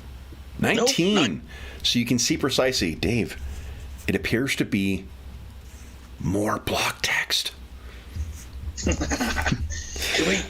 you guys hear that? The narrator is inserting himself once again. Several stone benches line the walls of this room. The east wall contains two openings to stairs, those to the north and those to the south. The stone blocks of the ceiling have been badly scorched in strange circular patterns. But you can tell from studying at Vargosh, these seem to be quite old. This is what the soft, civilized folk would use for quarters. You know, like the places where they could sleep. But it looks as if something befell the people here. This building may be lucky to be standing. Powerful magics were worked here. The sound of chanting is stronger in this direction. He waves them to come follow him. Yeah, okay. You're waving us down as come in. And then Once they're all on the stairs, the weight is too much. The trap collapses. Quit reading my notes. Vargosh points at the ceiling at the arcane markings. Yeah, you guys can give us Arcana checks if you like. Even you can always recall knowledge, whether you're trained or not in PF2. So they put 20s on these dice. You never know what your guys come across before. Never know what your characters come across before. Okay, Straka and Vargosh have not seen Oh yeah, I guess I can anything still like this roll, before. Right. Neither. Debunk. Okay. You're not sure. It's strange. It's not like just a fire that's been held off. It's some irregular circular patterns. Do we want to try and sneak through? I think we do. Sneak towards him? Good.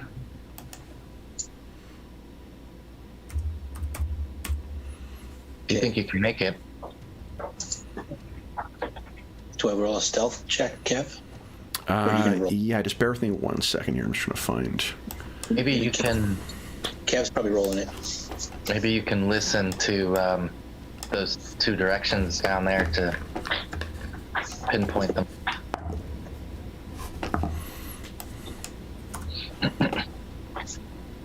Where were you hoping to listen to, Vargosh?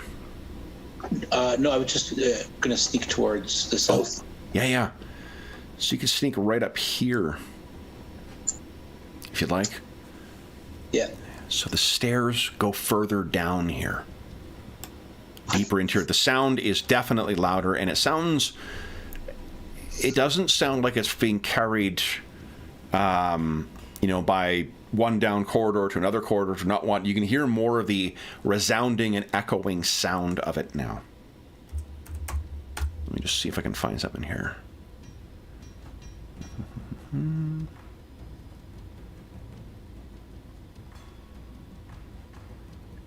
Yeah, that'll work. Okay.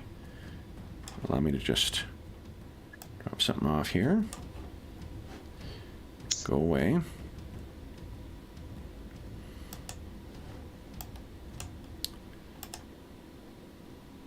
I gotta say, oh my goodness, the monster or the bestiaries that I purchased for this, like, money very well spent. So easy to just grab, drag and drop monsters, and I got everything from all my books. So, pretty Those good. giant rats are pretty dangerous, Kev. The Fang Dragon. Actually, there's some things that are in. We were talking about this before we went live, but there's things in PF2 that just aren't in other things. The Drakes in Pathfinder 2, in Pathfinder in general, I fucking love. Super cool. Like early level dragons you can actually use against adversaries and not feel like, oh, I'm fighting a baby. It's pretty cool. Okay. So Vargosh, you get to where you are and you can hear there are people talking there. Where is this from? Where is this from? It is from... Oh, that'll work. Nice. All right. So, what do you wish to do? I wave the bonk over. Straka will come into the room and maybe do a little bit of a closer search of the area to see if there's anything else notable. Sure. Search the walls and things like that. Yeah. You're looking around in here, and unfortunately, whatever the scorch marks are that are in your, whatever it is that caused them, it seems to have damaged the wall so badly that whatever was on here seems to be completely removed. Like there's cracks in the walls. It's almost as if like an enormous detonating spell went off down here. Why don't you give us a religion check, please, Straka? That's all right. That's something a little more up your alley here. You're looking at it right now. This is certainly not the way Gorham would do it, but there are others. Other worshippers of other gods. This is a place of theirs. This would be where, in the bosom of their faith, they would rest, and perhaps elsewhere in this structure, they would work their blasphemous rites.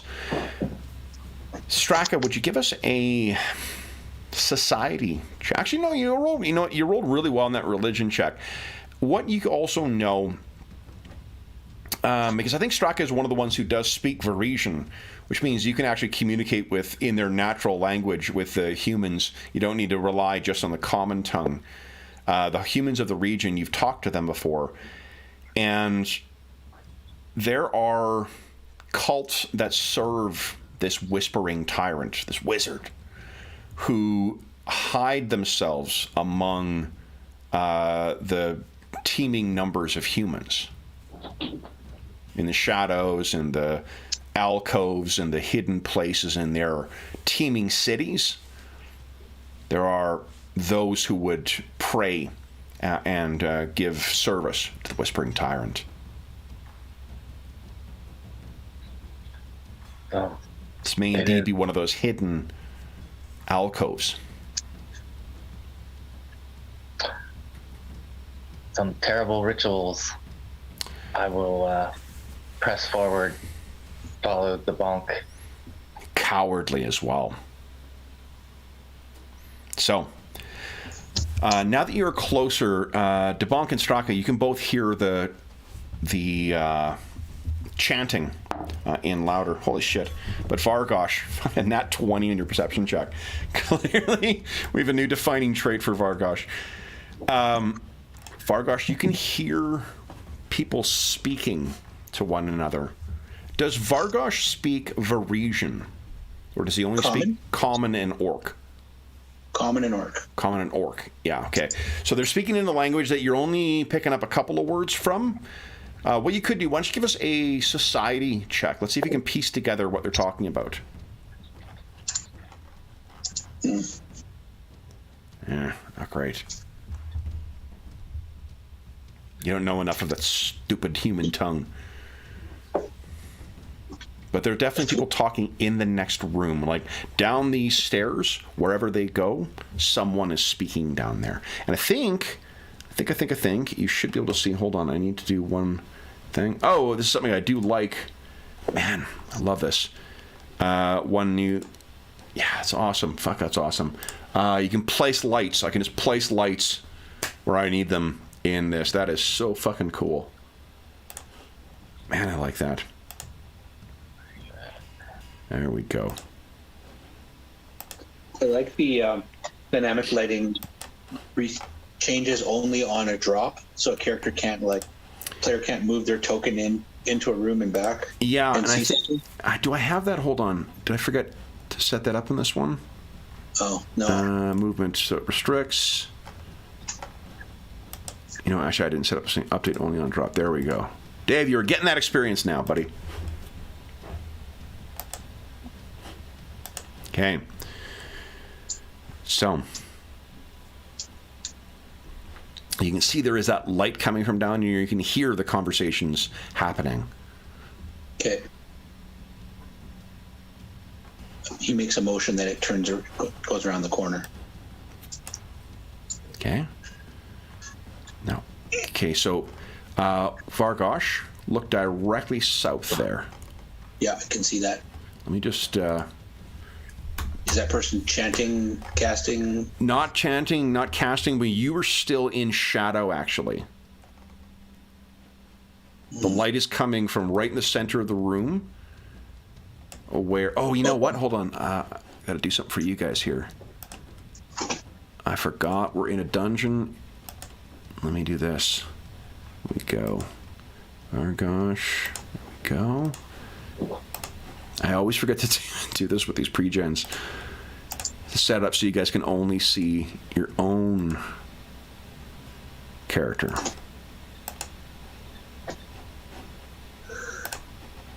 There you go. Can't see what the others can see. Makes sense. Yep. Oh, it just makes the dungeon a little more immersive, I think. Mm-hmm. Okay. Does that work now? Uh-oh. Except it made my character sheet crash. Oh, did it? Hold up. That's okay, I'll just open and close it. Maybe that'll fix it. Yeah. No. Oh, there we go. Okay. Yeah, and you're good to go here. Okay. All right. Then, so Vargosh, you are still in shadow here. And they seem to be idly speaking to one another. The chanting you're hearing is coming from this direction. Is that person in chains or anything, or are they? No, they are dressed in the robes.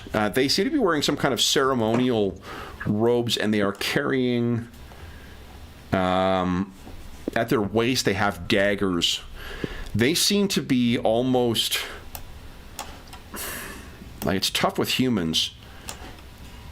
I'm trying to think. Why don't you give us a perception check? Let's see if you can gauge their expression. These darn humans. It's only a DC 10 for this. Oh. Okay, so far, no. You don't know if he's praying or what's going on. I'm already thinking about throwing a javelin at him. He is, let's see here, 50 feet away. What's your javelin's range? I don't know. Maybe some might Do I Game Master screen here. arrow? If you go to the equipment tab. It's 30 feet. Oh, I just clicked on the cog and opened it up, and it's 30 feet. Okay, so, and then 60 feet is the second one? It doesn't say. Oh, hold up. Let me see here. Oh, so you could move. You could kind of step forward and throw it at them all in one quick thing. Yeah. Don't you have some kind of like I also have a charge ability. first strike thing or charge? Yeah, He don't also you has have some kind of Raging special thing? Throw as well. Or raging throw. That's it. Thrown weapons become especially deadly. Additional damage from rage to your thrown weapon attacks. There you go. Brutal critical feat or the Devastator class feature. Apply their benefits to thrown weapons. Yeah, so be second range increment, so be -2 to hit him, but yeah. He is flat-footed, though, from you, so... How many rages do I get? I don't believe you're restricted by the number. You're just restricted how often you can rage, isn't it? It's not like 5e where you got a number of things and you use them up per day. Let's double check here. Just looks like it's an action. Yeah. Like you do have a restriction of... where is it here? I think if Straka sees Bargosh clinching his javelin, like he's preparing to throw it, he may want to get Bargosh's attention for a moment and say, let me see that weapon before you hurl it.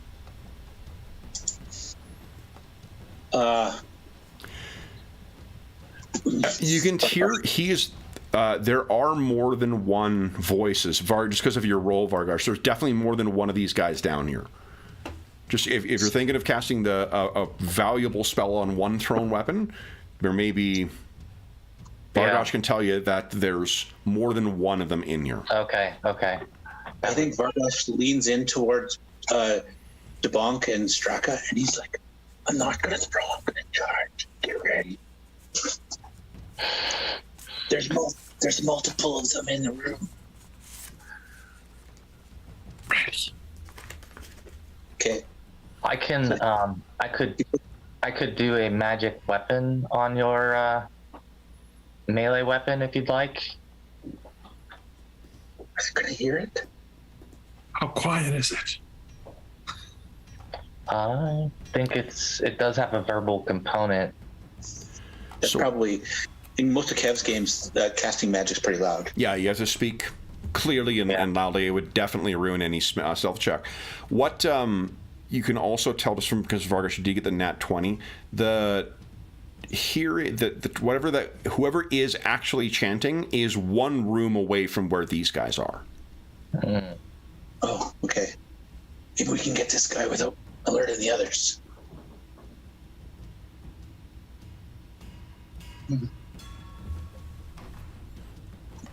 Goes back to the javelin again.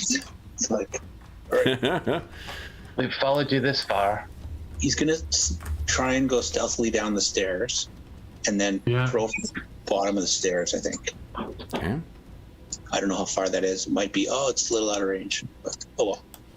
He still thinks he's that way. The other guys can see him.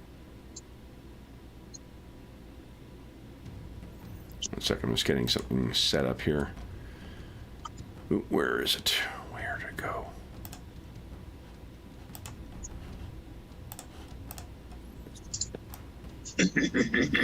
Give me 2 moments here, guys. I'm just gonna, because the things are close enough. I'm just gonna get everything set up first, and then it's gonna hit the fan. Yeah. There is a chance. Saying there's a chance. Okay, there we go.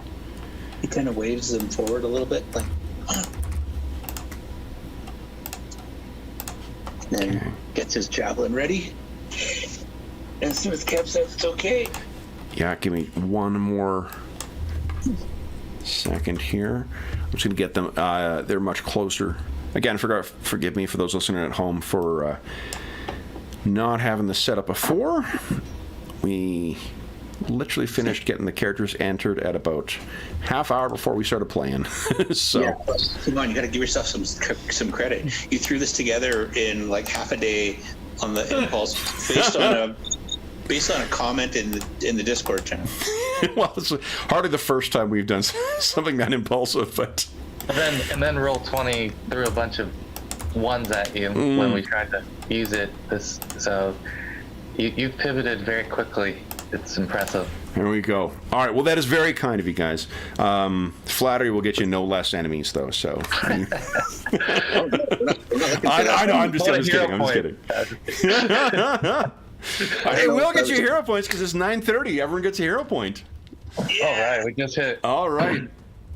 So my fucking around gave you guys the benefit of hero points. All right, so Vargosh, what do you do? Okay, so Vargosh, oh boy. You would know that if you move there, you are out of the darkness. And you're into the light. The light is just shining one square back and you'll be fine. Oh, okay. Okay, then I would have stopped one square. Yeah, down absolutely. right Yeah. Okay. And then, what are you doing? It's still not close enough, but I also want to be able to rush into the room. Yeah, absolutely. So why don't you guys click on your tokens and then click on initiative, please. Am I using a different type of initiative, or am I just using initiative? Oh, stealth, I think, because you guys are sneaking. You guys are being sneaky. So, and I'll put the cultists on there. They are going to be flat-footed for this first round, and not acting this first round, but that is where they are. Right.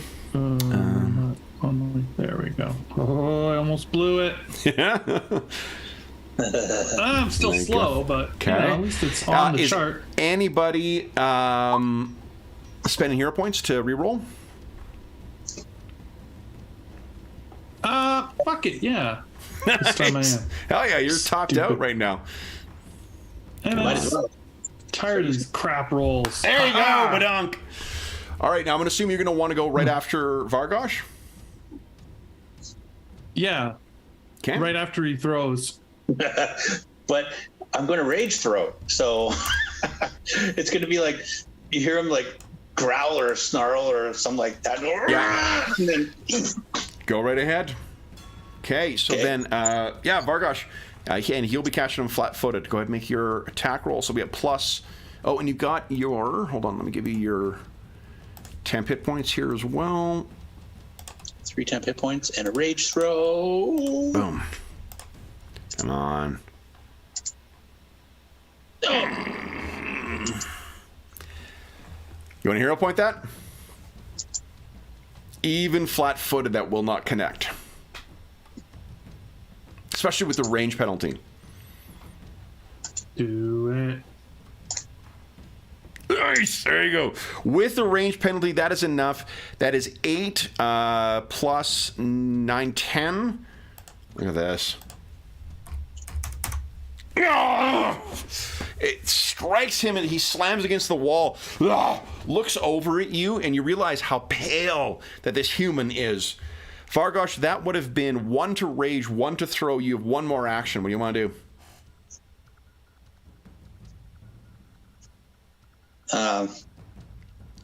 I never said I was going to ready 2 javelins, so I will just run into the room. If you think you would have, so here's what it would do. It would mean that you would have stowed your sword. So rather than having your sword out and ready to use, you would have to spend a ready action to get your sword out. Or an interact action, I think, technically. So it's interact action, one of your... Yeah, it's like getting a potion out, getting your sword out, getting a weapon. Yeah. No, I think he's just going to go into the room. Okay, go right ahead, move yourself up to 5. Yeah! As you charge in. Okay. Then it is Debonk. What are you doing? 3 actions. Yep. Okay, so... Sorry, if my movement is 25... You move 5 squares? Yeah, so 1, 2, 3, 4... Well, I guess I would have went to the side like this. 5. Oh, Then I have to seek to see them? No, you can see them clearly. This is all lit, and also it's bright in here. Yeah, okay. even if you had dark vision, it still would have been lit. Or you still would have been able to see. So I have to move again to get to this guy. Yep. But he's flat-footed, so you're gonna smoke him. Yeah, I'll just use my normal unarmed attack then. Or is my stance a bonus action? You can use a flurry of blows to take 2 attacks with your regular. Yeah, that's right. I'll do a flurry. Okay. That's good. So you're right. It's your normal strikes, which are still more damaging than a normal one. Yeah. So, Okay, so here we go. The first flurry hit. Yep. Solid hit with a flat-footed. So if I read it correctly, you roll them both and then add the damage together if they both hit. And that really only applies for things that have resistance, but you're absolutely right. Okay. Yeah, it is really useful for things that are... That's a huge hit. 22, nicely done. And 10, look at this. So you hit this guy, he sort of staggers to the side, and then that elbow of yours comes up again, and there's a crack that echoes through the chamber where it connects with his jaw. Nice. He is almost down. Okay, now, I actually wanted, because I think I got my head so up in Blackbird's surprise mechanics over the holidays, I can't remember how surprise works. And I think that so your surprise attack $4.99. Okay. The index in PF2 is awesome. A lot of things about PF2 are awesome. I told you it's my Desert Island game right now, for sure. So does that mean if you're traveling internationally, you're bringing a copy of PF2 and some adventures with you and a bag of dice? I'm just Well, I saying. don't use pre-gen adventures, so I just need my stack of my pocket-size versions. Right? It's like, what good is a desert island game if you're not going to travel with it when you're flying? That's Heck yeah. And then you can, it gives me plenty of time, even if I don't have people to play with, to plan and prepare. So. Kev's got 483 pre-gens, 12 adventures. Exactly. All right. Sorry, I'm just looking up here. Let me go. Here we go. Jim. Oh, Martin, thanks for the hunting bonus. Who gives you a hunting bonus? Martin gave us a hunting bonus on the chat. Oh, thanks, Martin. That's very, very kind. I hope the weekend is off to a terrific start for you. All right, here.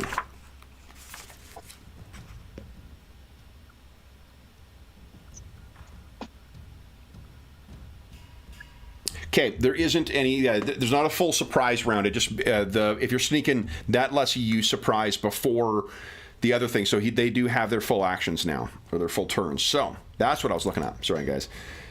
I didn't want to unfairly get to stab if I couldn't. But this one is. So this goes in a fanatical wounds, and what he says in common, at least what you can make out, DeBonk, is something about the Whispering Tyrant. That he will join his legion, and he is in a crazy frenzy right now. Something that might match Vargosh at his worst. And that is a 26 to hit. Ouch. DeBonk, that's a hit, not a crit, right? Jeffrey? Oh, sorry, was that a... Yeah, 26. Not a crit. Your AC 17. What's the... Yeah, my AC, my normal is 17. I'm one off from a crit. Yeah. Okay, and then... It's from his craziness. So you take... Actually, I rolled terrible in the damage, though. 6 points of damage as he slashes at you with this dagger, and he gets one more attack with it, but misses. Vargosh, that one draws his dagger, runs towards you, and meets you with the same frenzy. That is, however, 14, so there's no way that hits. You keep him at bay. This other one is going to draw a dagger, and then he'll run. It's his choice of. I guess he's flanking DeBonk here, and try and stab you there, DeBonk. That is a 22. So not a hit, not a crit. 5 more damage to Bonk as someone runs up behind you and kind of cuts across. Straka, you can hear that things have kicked off. Your turn. What are you doing? 3 actions. All right, first he is striding into the room. 1, 2, 3, 4, 5. Okay. And from there he is... Wow. That is the response I want from players. Oh, wow. Things changed as I stepped into the room here. I think first thing I'll do, or what I'll do, is cast Forbidding Ward. And I would like to target the Bonk. Okay. And you pick one enemy. Which enemy is it? The one who's nearly down? You can tell he's woozy. His thing is covered in blood, but he looks pretty fucked up. The other one that you're facing looks fresh. I'll choose the fresh one then. Okay. So that's it for you. Vargosh, what are you doing? I'm gonna smack that one. So, 1 action to draw my weapon. I'm assuming you have it with you. I think if you want to put your second hand on it, that's where you're going from 1 to 2. I didn't throw a second time, so I kept my sword up. Yep. So I will attack. Yep. Yeah. Go ahead. What is his AC? Okay. Oh, hero point that. Last hero point. Okay. Back down to 0 For 20 minutes. For 20 minutes. There you go. Holy smokes. What's it look like as you do 16 points of damage on this guy? I think he comes in wild with the dagger, and Vargosh sweeps the dagger aside and then gives him one of those, like, sword in the gut and lifts him in the air. Yeah. And now you see it's fanaticism that was animating this thing. It's a tiny, scrawny human. Aside, you have 2 more actions. He turns on the one that's between the 3 of us. Yeah. And I'm going to hit him. Go ahead. Holy smokes. That's 1 off from a critical hit on him. Look at this, Vargosh. Are we flanking? Isn't it flanking? No. That's with the flanking. These guys are a little tougher than the last things you fought. But look at that. Okay. I have bad news, though, Vargosh. You attacked with your number 1 attack. You need to use number 2. Oh, shoot. Roll a second time. Let's see what happens. Wait. Let's hold on. What did you roll with a 17? You know what? You still would have hit, and you still would have done that damage, even with the -5. So we'll use the first. That was a really good roll. I don't want to rob you of that. Now you have 1 more action. Okay. Attack number 3? Attack number 3? Sure, why not? Okay. So the 3 button. Nat 20, baby! What does it look like as you take him down? Nice. I think because it's two attacks, it's like Vargosh comes in, like, just strikes across diagonally and then comes back with a backhand and takes his head off. You know, you can tell it's Friday again because you're rolling nat 20s with someone named Vargosh. All right. So then Vargosh, in a whirlwind of just violence and fury, carves down 2 more. And actually, you would have also... I didn't add the +2 damage on top of all of that, too, for your rage. DeBonk, what are you doing? I'm going to take my mountain stance. Anyway. Okay. And then I'm going to pop him in the face with a huge uppercutting elbow. Okay. Oh, you want to hero point that? Ooh. Well, just... Yeah, sure. Let's do it. Next, remember, you take -4 to this next attack, so... Right, but not with the hero point. Not with the hero point. No, as long as you spend a hero point, it's a reroll. Oh, my God. Me. Unbelievable. Okay, number 2. Attack number 2. Let's see. You got your flurry of blows here. Holy Come on. Shit. You want to hero point that? No. You've 1 more action. He's just dodging out of the way. I'll just do the last attack. Okay. Maybe it's a 20. Come on. Come on, roll 20. That's what Vargosh did. Trolling me.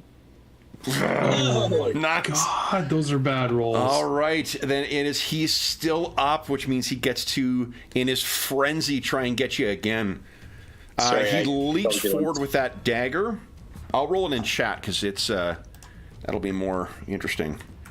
All right, here we go. Plus, and then I'm subject to roll 20 as well.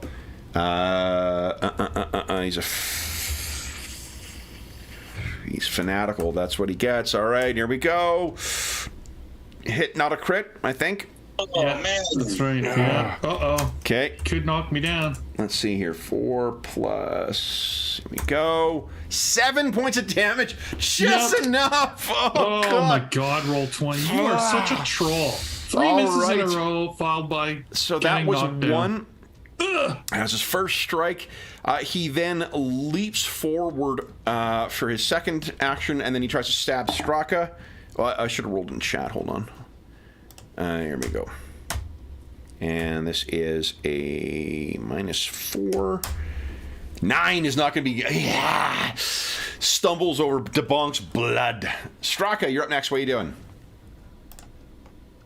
Well, he is now just going for the greatsword. He's going to bring it towards this guy. Okay. And Whoa, wait a minute. The Forbidding Ward was on him. +1 to AC.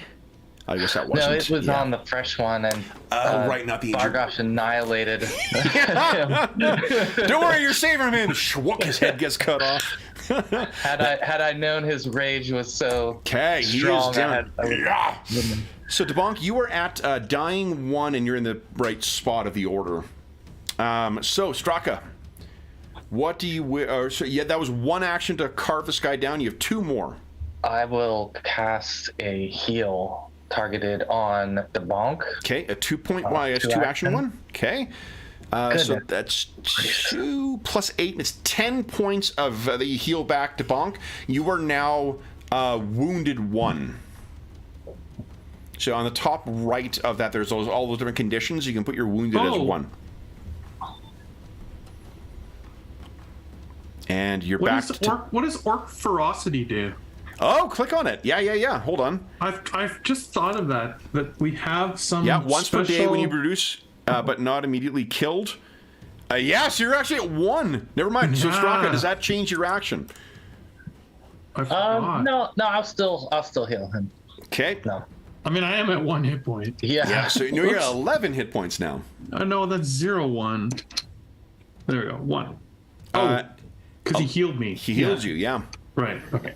That's amazing. So you stagger, still fighting past near death. All right. But that's once per day. Vargosh, you can hear chanting from down below. It seems to have stopped, and you can hear them talking in language you do not recognize. Those of you who speak Varisian can hear, "What was that? Deal with them." What do you guys wish to do? Or what does Vargosh do? Vargosh picks up the scrawny human. Yep.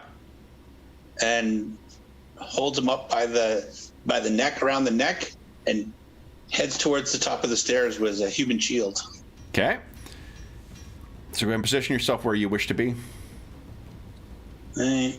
Here. Oh. Okay. Now you can see them. Let me add turns here. Could ignore. Okay, and I'll roll initiative for this guy. Okay. And there we go. And then let me just have the initiative for that other one. Okay. Here we go. Let's see here. 9 plus. All right, 20. Okay. So I'm going to hold their action until after the other goes. So this guy steps forward. He sees you there. And he says, and what they look like, this one is long wizard's robes and a chalky pale face. he gestures towards you and incants something. And then, I just want to see how much damage. I think it's the same as the classic version. 1d4 plus 1? Hold on. That would be correct. So, these two pale white, they look as if they are skulls attached to the back of screeching banshees.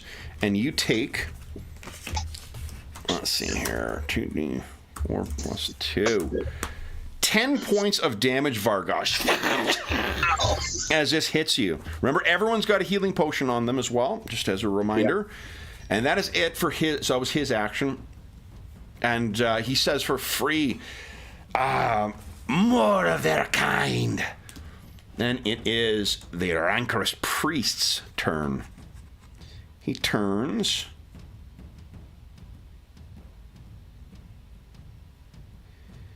And says,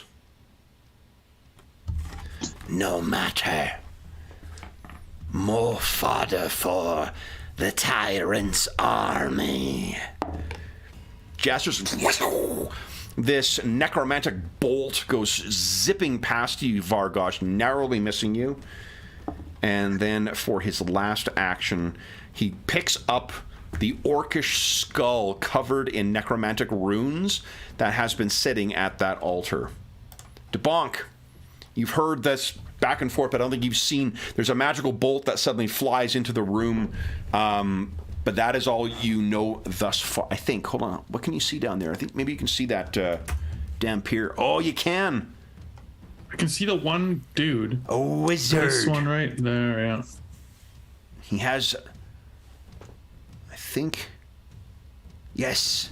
He is carrying a Starbucks discount card. He must be from Seattle. I'll run across the room here. Okay. My speed is diminished in mountain mode. Okay. And he'll back against the doorway here. Here. He pulls that potion out of his, little pouch, pops the cork, downs it. Go right ahead. What does it heal? I think it's... Click on it. I think it's 2d8 plus 10, actually. These are more potent. Click on... Yeah, lesser... 2d8 plus 5. So go ahead and roll 2d8 plus 5. Yes. Oh, yeah. So you're back at full. Beautiful. Okay. I can take the cultists off because they're all dead. Straka, you're up next. What are you doing? Oh, and I peek around the corner. Just like... Okay. Yeah, and you can see what's down there. There is... he's carrying an orcish skull in one hand, and seems to be... there is some kind of strange altar here. There is some ritual that is in effect here.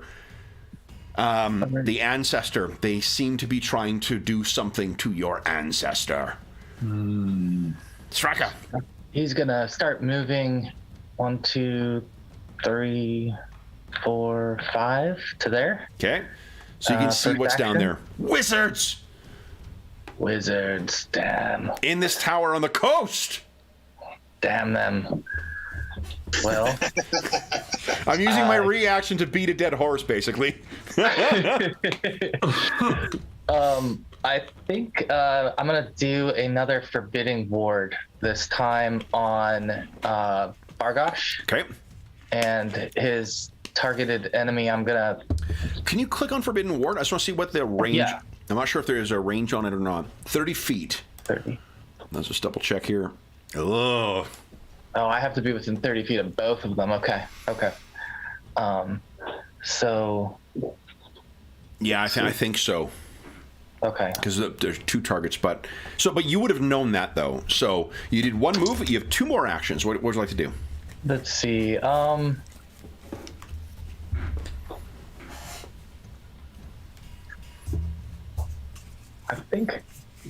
think I've just got to move again, really. So now that I've seen them, I'm gonna move again down this direction. 1, 2, 3, 4, 5. Okay. To there. I think... Oh, no, you're strong enough. Never mind, ignore me. Yes, so 5 down there, and then you have one more action. You could do... Well, you can't. Forbidden War is 2 actions. Yeah. I have a crossbow. You'd have to drop your greatsword and then draw it. Yeah. And then load it. I'm just going to run right up. Or is that what you're saying? I have a crossbow! Don't let me get this shit out. I'm just going to run all the way up with all my last action. I'm going to run. Okay, let me suggest something else. How is your intimidation score? Intimidation, I am trained. What's your total bonus? 3. Very low. 3's not great. Who built this character? Jeez. The reason I ask is because as a one action, you can try and dishearten. With intimidation, it's not an attack, which means you can attack and do this stuff. On a success, it targets their willpower, and I mean they're spellcasters, so their willpower might be pretty good. But what a demoralize does, on a success, they become frightened 1, which means -1 to all their actions next round. Critical success, frightened 2, -2 to all their actions next round, and then that goes down to -1 the round afterwards. Okay, yeah, I'll try that. I like that. Yeah. Go right ahead. What is it you say? You may get a role-playing bonus here. Yeah, Straka comes down the steps and makes eye contact, and I would hero point that if I could. Absolutely, you can. Yeah. Okay.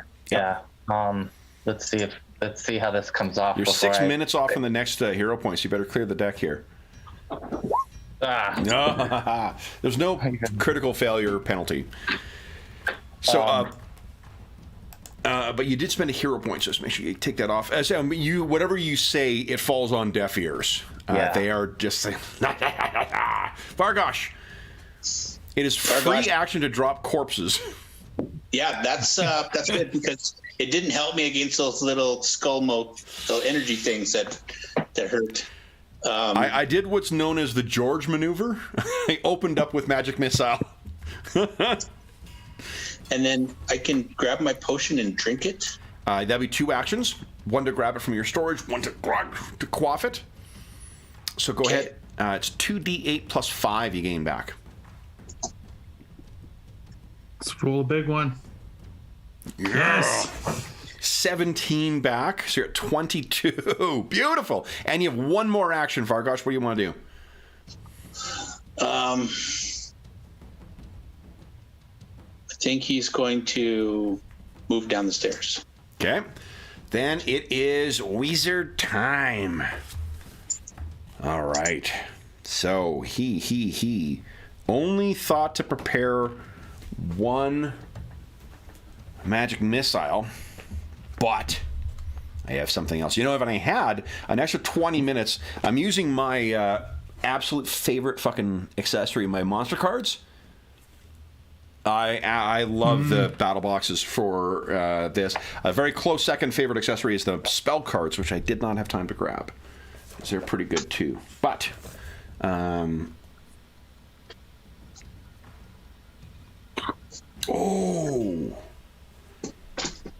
it's a line. Oh, no! So this wizard looks at you. It is 2 actions. And he says, "Serve the tyrant." Gestures out, and ribbons of shadow come out, spooling out from his hand, straight through Vargosh and Straka. Would you each give us a fortitude save, please? DC 18. It's a fail, not a crit fail. That's a success. I'll hero point that. Okay. Come on, Straka. Oh, are you kidding? Roll 20. Oh, man. All right, so then that's a fail. You take full damage. Success. Half and none. No extra damage. Okay, so here we go. So, Vargosh, you're going to take, let's see here, half this. Yep, and no persisting damage. So half rounding down is 3 points of damage for you, Vargosh. And then Straka, you take 8 points of damage, and you've got 1 persisting bleed right now. These ribbons are like tiny little razors that are cutting into you as it goes along. Temp removed. My rage hit points are gone. Oh, yeah, right. Your temp ones. I forgot. Then he will spend his last action to move back. Yeah, he's got to move back against the wall. Ugh. Then the priest turns to you. And. Do you have time to speak about my Lord and Savior? Yeah. Tell him to mow your lawn, and then you'll listen to him. Oh, boy.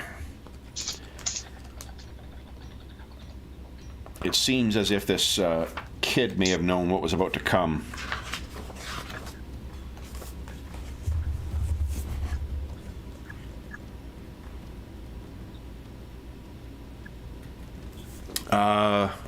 Oh, he sees you as a rival priest there, Straka. So he will gesture towards you. And then would you give us a save? Oh, this is a...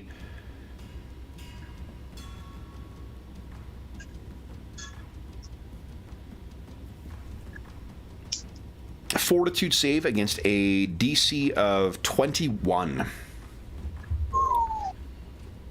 This is a tough one. Oh!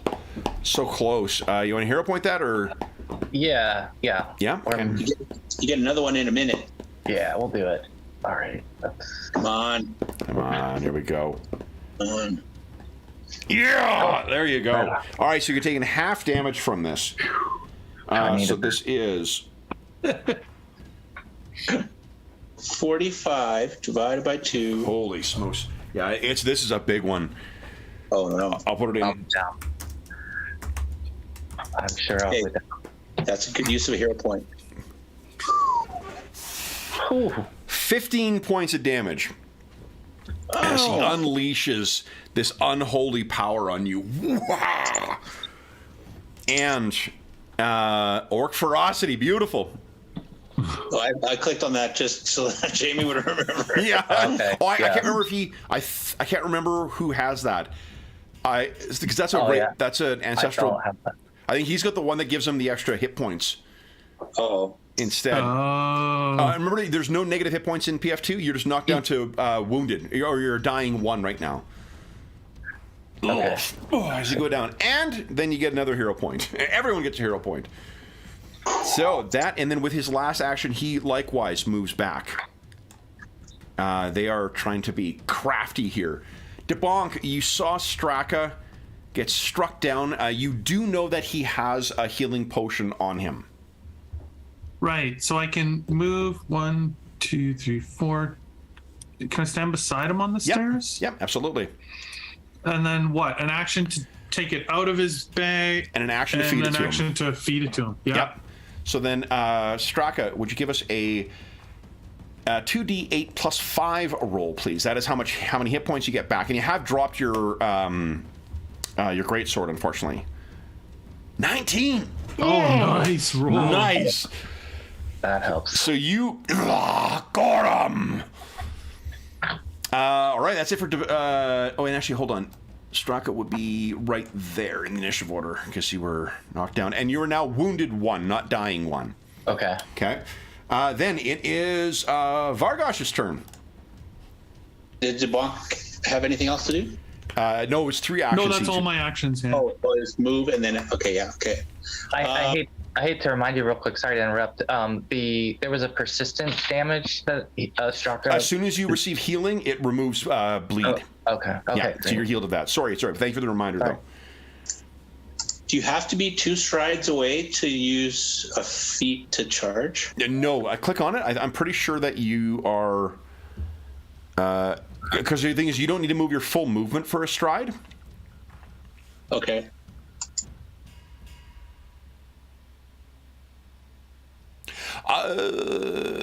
Yeah, I mean, it nets the same sort of result.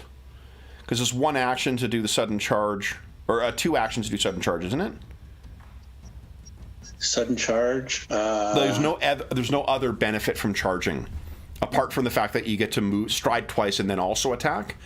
Okay, so Yeah. it's either stride up and attack or use the sudden charge for 2 Badass. seconds. I mean, narratively speaking, it's pretty badass. Yeah, and tactically, a good player would be like, "Oh, take out the main character, take out the big priest." But you know what? That little piss ass in the right hit me with those 2 little motes of white, so he's gonna be the one to. Yeah, you got it. So, Go ahead. So, go ahead and make your attack. You're still in rage, I believe, because it's 10 rounds it lasts. yeah. So go ahead.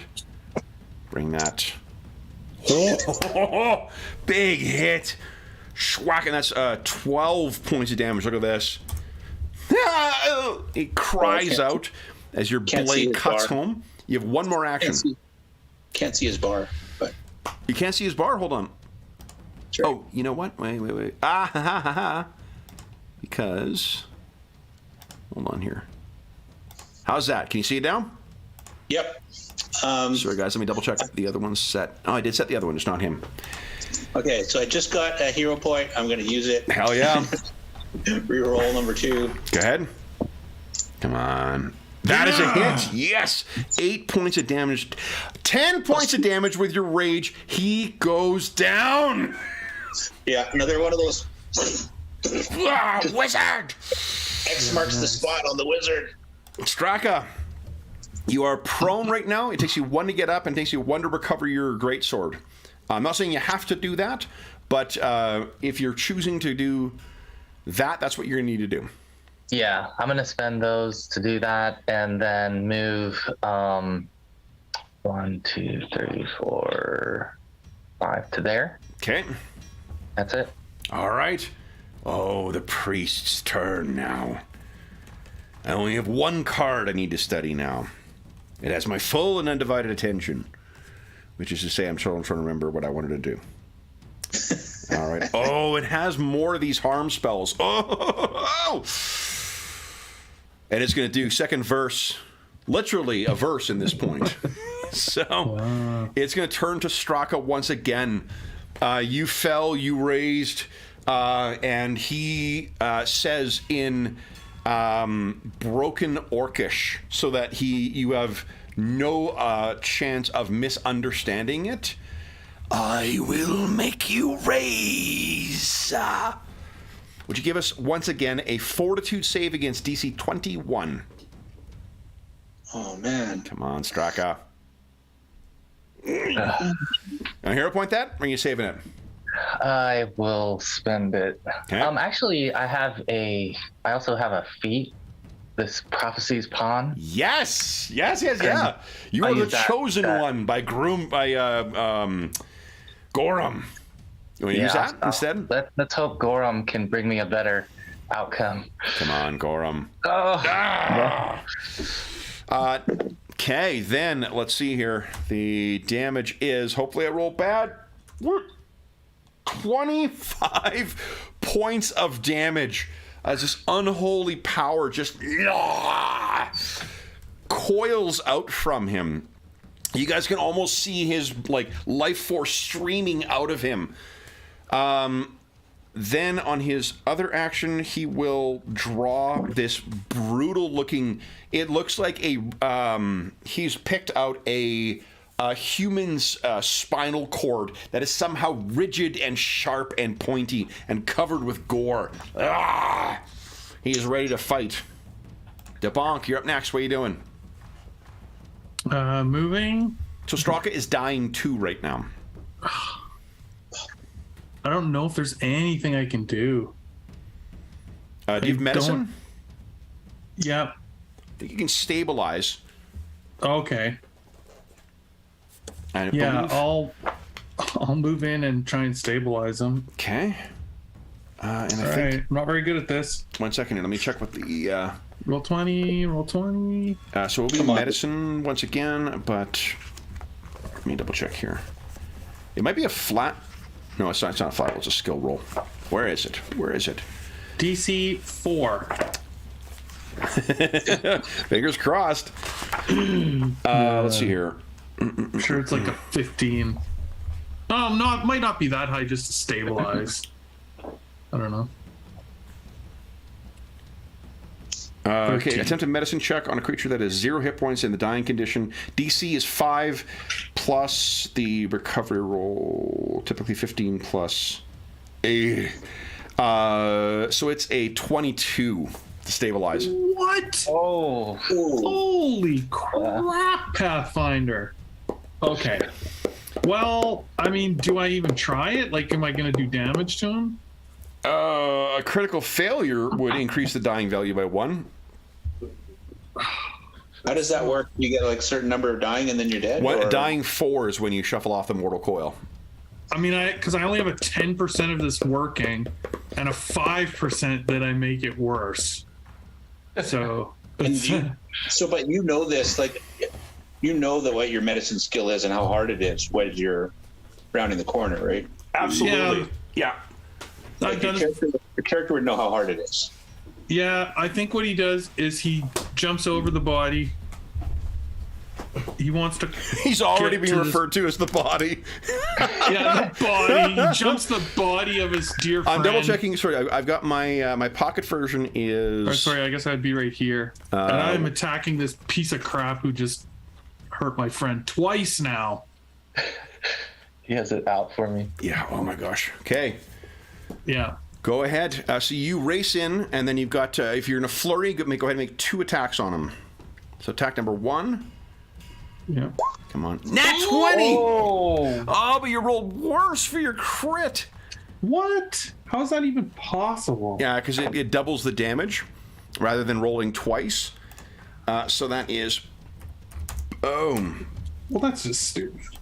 So that's a first hit. Go ahead and make your second attack. Attack number 2.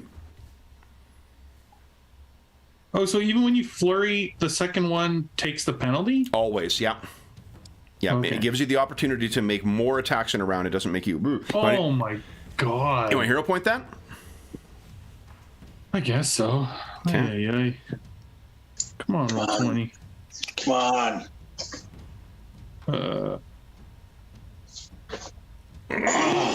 Look at the critical damage, though, it would have been. Yeah, and then on that one, critical damage 24. All Like, right, how is that even possible? You still That have doesn't one even more make action. sense You to want to me. take another attack? Oh, I guess so. Unbelievable. Roll 20 is just an absolute troll.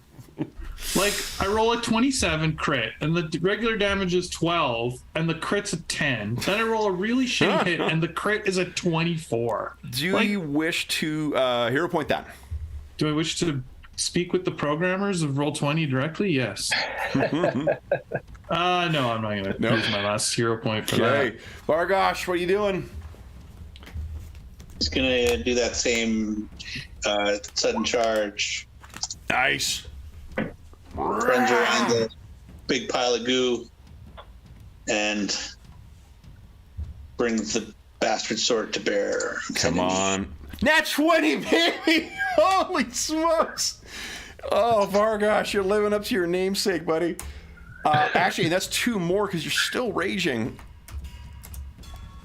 Holy hell. So you, Debonk set him up, and you come racing in, and while this thing puts on airs as some kind of undead creature, the spray of crimson that comes out of this thing as you rake your sword along it tells you it is very much living for the time being. You still have 1 more action.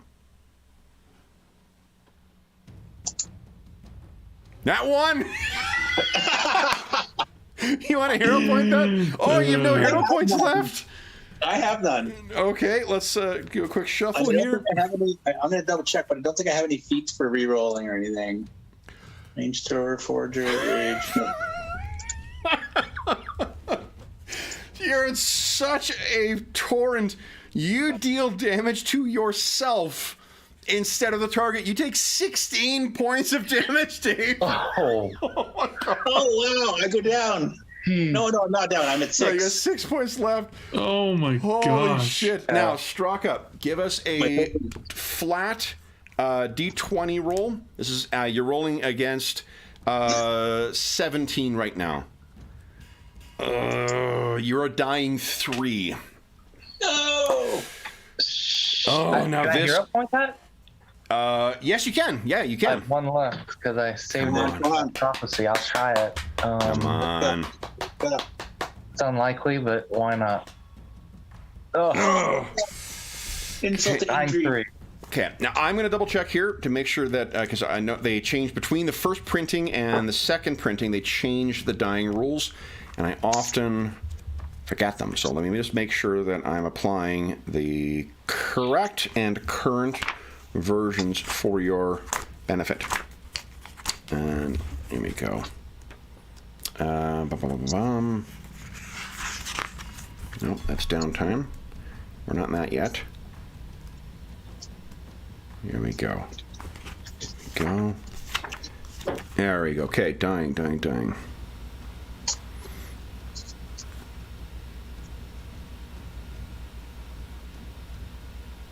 Ha ha ha ha ha. This is why it's good to look up shit.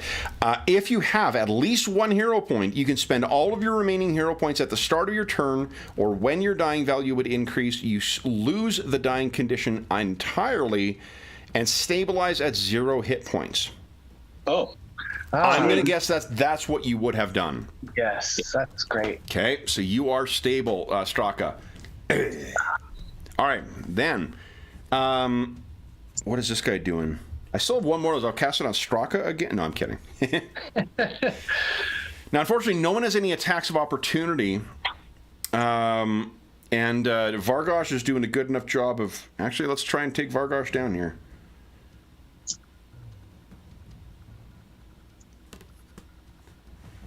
Oh, that would be...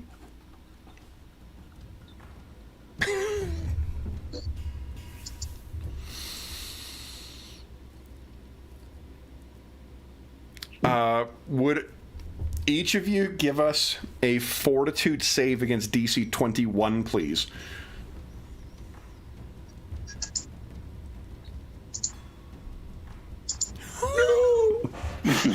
Crit fail. DeBonk made it. Nice. DeBonk's got to win.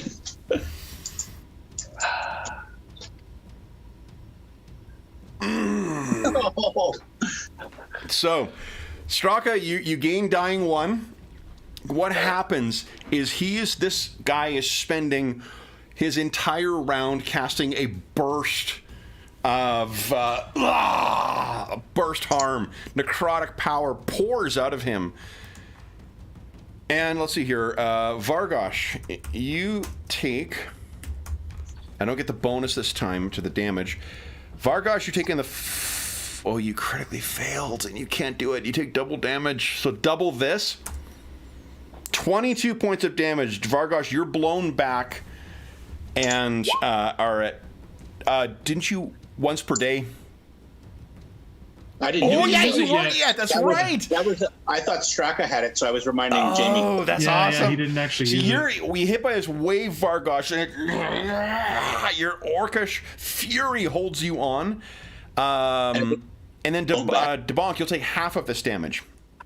You're not actually pushed back. That was just narrative. Oh, okay. Oh, I took half of 11? Sorry? No, you'll take half of what I roll here. Oh, okay. You take 7. 3 points, DeBonk, because of your focused will. And then it is DeBonk's turn. What are you doing, DeBonk? I am flurrying this guy in the face. Go ahead. Come on. Please.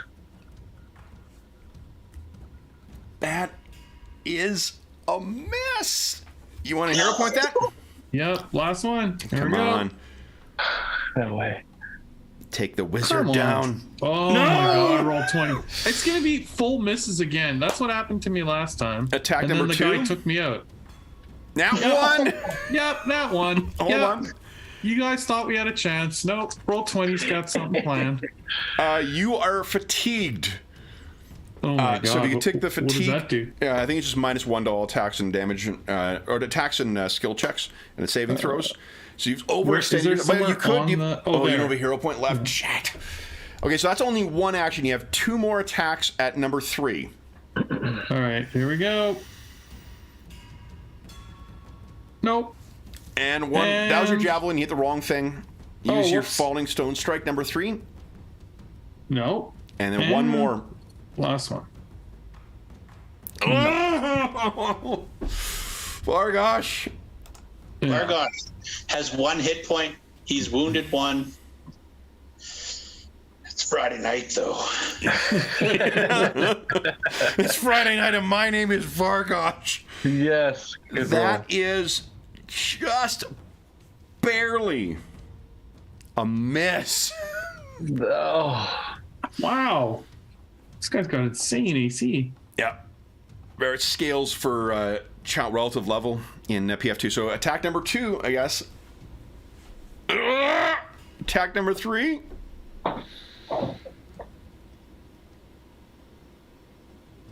Oh, so close. Oh, Straka, would you give us a D20 roll, please? You're still only at dying 1 right now. So it's, okay, DC is 15 on this one. Or 16, I guess, technically. I guess my odds Dying are two. not really good at hitting him. I too. Okay. We need to slow the rounds down because we're almost at another hero point. You know what, guys? Fuck it. He's taking his turn right now. Everyone gets a hero point. So, Straka, you could, we'll give you your early last hero point of the session. If you want to spend that to stabilize, or you want to wait and see how the round goes. I'll wait and see. I'll wait and see. Sounds good. All right. Now, I have some very, very bad news for you guys. Let me just show you something on the thing here. I only have 3 castings of harm, which means I'm out of my harm spells. Thank goodness. Oh, goodness. So he is going to cast. Let's see here. Turns towards you, Vargosh. Not Vargosh, to Debonk. And he shouts at you, "Flee while you can." And would you give us a will save against 21? Oh, wow. So, come on, Debonk. This is one of your good Right. ones. No, this isn't my good one. No, it's okay, I guess. Oh, of course. Oh! Do you want to That's hear? a good roll. That was a really good roll, too. Wait, why is your... Oh, I think it's your tanky thing. So, do you want to hero point that? Or, I mean, I have a terrible percentage chance of and hitting you want it. to save that for your... Oh, I see. Here's what'll happen. Let me tell you what'll happen. Yeah, just do it. Is...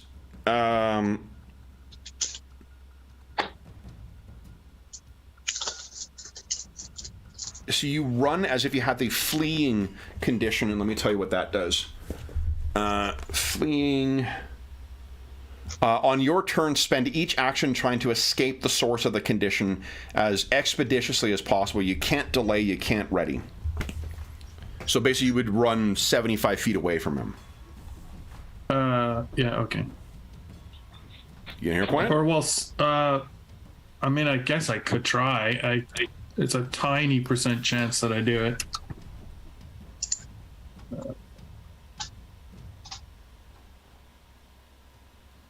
No. Then as his... He's going to try and hit Vargosh, and I'll roll in chat with that nasty-looking sword of his. That human spinal column. He swings this at you, Vargosh. Nat 20.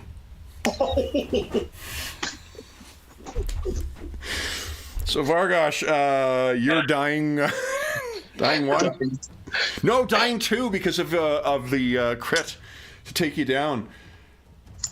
Debonk, you must flee this round. Yeah. So go ahead and move 75. So that would be 15 squares away. 1, 2, 3, 4, 5. 1, 2, 3, 4, 5.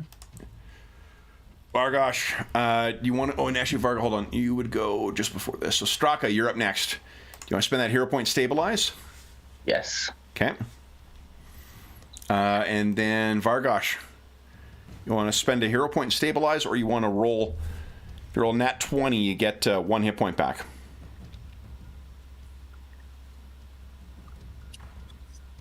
You can always, like at the end of your rolls, when you see whether your dying condition goes down by 1 more, so you can always make the roll and then decide afterwards. Okay, I'm gonna roll. Are you down to dying 3, or are you going to spend that hero point and stabilize? I'll spend the hero point and stabilize. Okay. Then it is his turn. He looks down at the 2 fallen guys, and he will spend 1 action to draw something from his belt, 2nd action to quaff it, and there we go. His final action will be to start striding forward, and he says, "Where have you gone, little orc?" 1, 2, 3, 4, 5. He has his your orc skull still in his hand and says, "You will join your ancestors. Their bargain has been made. This contract will be enforced." DeBonk, what the hell just happened to your mind? You grind to a halt. Your actions are once again your own. What do you want to do? I guess I'll return. So, well, at least move here. Oh, there he is. I see him. Yeah. There's javelins sticking out of corpses in the room above. But DeBonk can spend 1 more action to get in and then flurry to attack twice with 2. Yeah. He did take a potion. All right. So you race down those stairs to meet him. Ah! This is the only one I have a really possible chance of hitting him, so nope. No, that is not a hit. Shit. Yeah, and this one's like very, very unlikely. Yeah. Okay, then it is. What's that? No. Oh, okay, I thought you said something. All right, so Straka is stabilized. Vargosh, both of you are on the ground. This guy, I'm kind of out of useful spells. Oh, let's see here.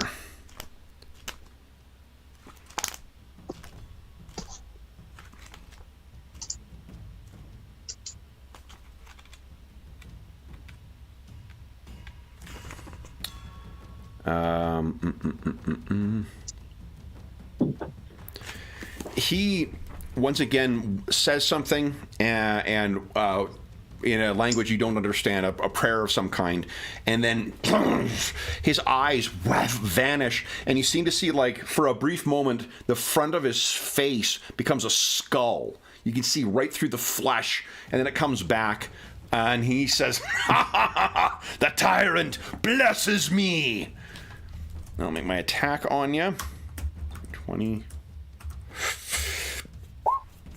Hit, not a crit, or is that a crit? Is it 10 over your AC? You're still in your stance, aren't you? Yeah, so that's 20. No, it's not 10 over. Not 10 over. Okay, so that's just a hit. He does 3 points of damage as this thing rakes across you. DeBonk, your turn. What are you doing? Jab.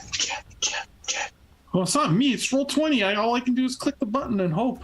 All right, here we go. We're hoping. Yeah, we're hoping that roll 20. Nope. Nothing. We need a 20. We need a 20. Here we go. Yeah, but then I'll just roll some minimum damage somehow on that one. Okay, I'm sending you big damage mojo. No. So that's only your first action. You have 2 more So actions. I can roll 2. These have to be 20s to hit them, so I might as well roll them. No. And no. Okay. His turn. His first attack on you. Not a crit. You take 6 points of damage. It flences more off of you. Then on the second one, is this a finesse? Yes, but not agile. Okay. Yeah, I think one-on-one, the math is just not going to play out for this. That misses. I think we're in big trouble. Jeff, like, why play then? Well, I'm just saying, I don't think it will. It's a half hour complaining about Roll20. Like, this is the way it always is. I know. It's just frustrating because it's like the percentage chances are so low. 19 is a near hit, but does not manage to connect. It is your turn once again. All right, here we go. Come on, Falling Stones. Come on. Do you have a different stance that does anything different, or? No. It's the difference is just that does a little more damage right now and makes my AC. So without my bonus, he'd be critting me. So yeah, no, I need to stand. That is a hit. 5 damage. Okay. That's a hit. He staggers back. Second attack. There we go. Come on. One off. One off from him. Now, hold on. Your thing has forceful. I'm just going to check and see what forceful does. I can't remember offhand if it does. Oh, I thought it said on the PDF. It probably does on the PDF, actually, yeah. Because those list everything, but I can find it in the weapons section as well. So we'll see, because if it does give any kind of penalty... Here we go. Forceful... it becomes more dangerous as you build momentum. When you attack with it more than once in your turn, the second attack gains a circumstance bonus equal to the number of weapon dice. And each subsequent attack gains a circumstance bonus equal to double the number of weapon dice damage. So on the second attack, it didn't hit, you'd be doing +1 damage. On the third attack, you do +2 damage. On your fourth, you'd be doing +2 damage. Oh, so if I can hit him if I can roll a 20 on these last rolls, it's possible. Come on.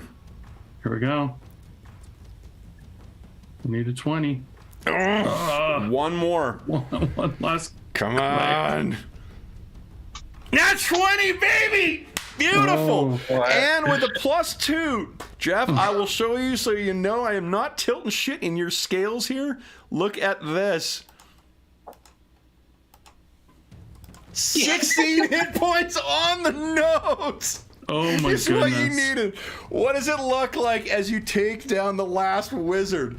I think he's just like... He was scared. He was very scared. I mean, his 2 friends that he came here with were dead. This guy was threatening to just do to him what he did to all his people. I think it was like not even he's used to fighting with very calculated strikes. This was more like the fury that Vargosh uses. Yeah. And you've got that momentum going. So this last final one, his opening is there. That big fist of yours, or maybe your elbow comes down. You hear the pop of the vertebrae in his neck, and he is sent off to his master to answer for his failure. So with him dropping down, what does DeBonk do next? Well, he rushes over to see if his friends are alive. Somehow, in spite of all the unholy power that was inflicted on Straka, he's still clinging to life. Vargosh, you had a suspicion he was too angry to die. Yeah. So I'll check the wizard's body for potions. And there are 2 more healing potions. Each heals 1d8 damage. I will administer them to the downed orcs. Up and down. Yeah. Oh my goodness. That was a really tough fight too. Oh my god. Oh, was that fight tough? Like I said, I need 20s on the last 2 attacks. Like, because you can see. And so you guys appreciate too, like, that was a relatively challenging fight with those cultists alone. And then you went directly from that with no break right into the fight. Vargosh just rushed in there. Yeah. I thought about that. I'm like, shit, maybe my Vargosh. He's raging. He just wants to keep fighting. So I'm like, Did you guys both get 1? I rolled a 1 on mine. Oh, Straka, you need to roll yours. 1d8. That was Vargosh rolling his. Yeah. Yeah, that's how it's done. One potion was good, one was junk. All right. So as you guys stagger to your feet, you can find that this does seem to be some kind of, religious and really, a little coppery. This does seem to be some kind of quasi-religious, quasi-arcane, necrotic shrine here. The damage that you saw in the other structure is not here. This is more intact, and this is a more clear display of what they were trying to do. Now, the markings around here you can recognize as the same kind of things you have seen with the Whispering Tyrant's armies. Necromancy, top to bottom. And Straka, from your you rolled a 23 on religion earlier. Now it's starting to fall into focus. So there is a god named Rovagug. And let me quickly tell you what about Rovagug. Remember I told you about that awful creature that ate people and spit them out as whatever they're called, trappers. Can't remember what that monster's called. Devourer. The Rovagug. So Rovagug is known as the Rough Beast. The Rough Beast is the god of destruction, disaster, and wrath. He was long ago imprisoned within Golarian's core at the hands of many other deities working in concert, and seeks to one day break free and wreak havoc upon the world. Rovagug's edicts are destroy all things, free Rovagug from his prison. The reason that is important to you, or why it tweaks to you, is because it reminds you of a story you heard. This has been passed down by Orcish elders. When the Orcs were allied with him, what the Whispering Tyrant said is that to prevent anyone, gods included, from thwarting the Whispering Tyrant's plans, they Rovagug hid his phylactery in a place that no one, not even the gods, could find, meaning that the Whispering Tyrant can never truly be defeated. So these are prayers being offered up to him. But what you see, Straka, of most importance to you is the skull of the orc, the elder. It is here. It is intact.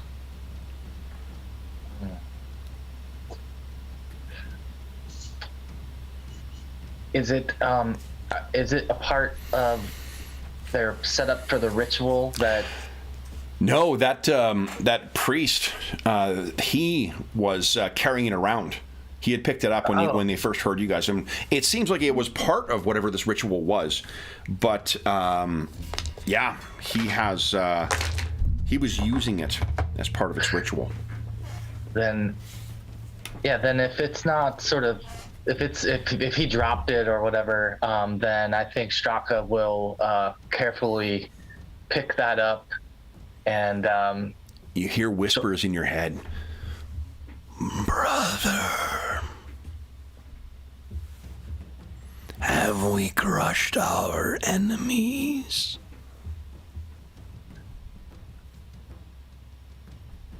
This is expected. There's a reason you guys keep this thing around.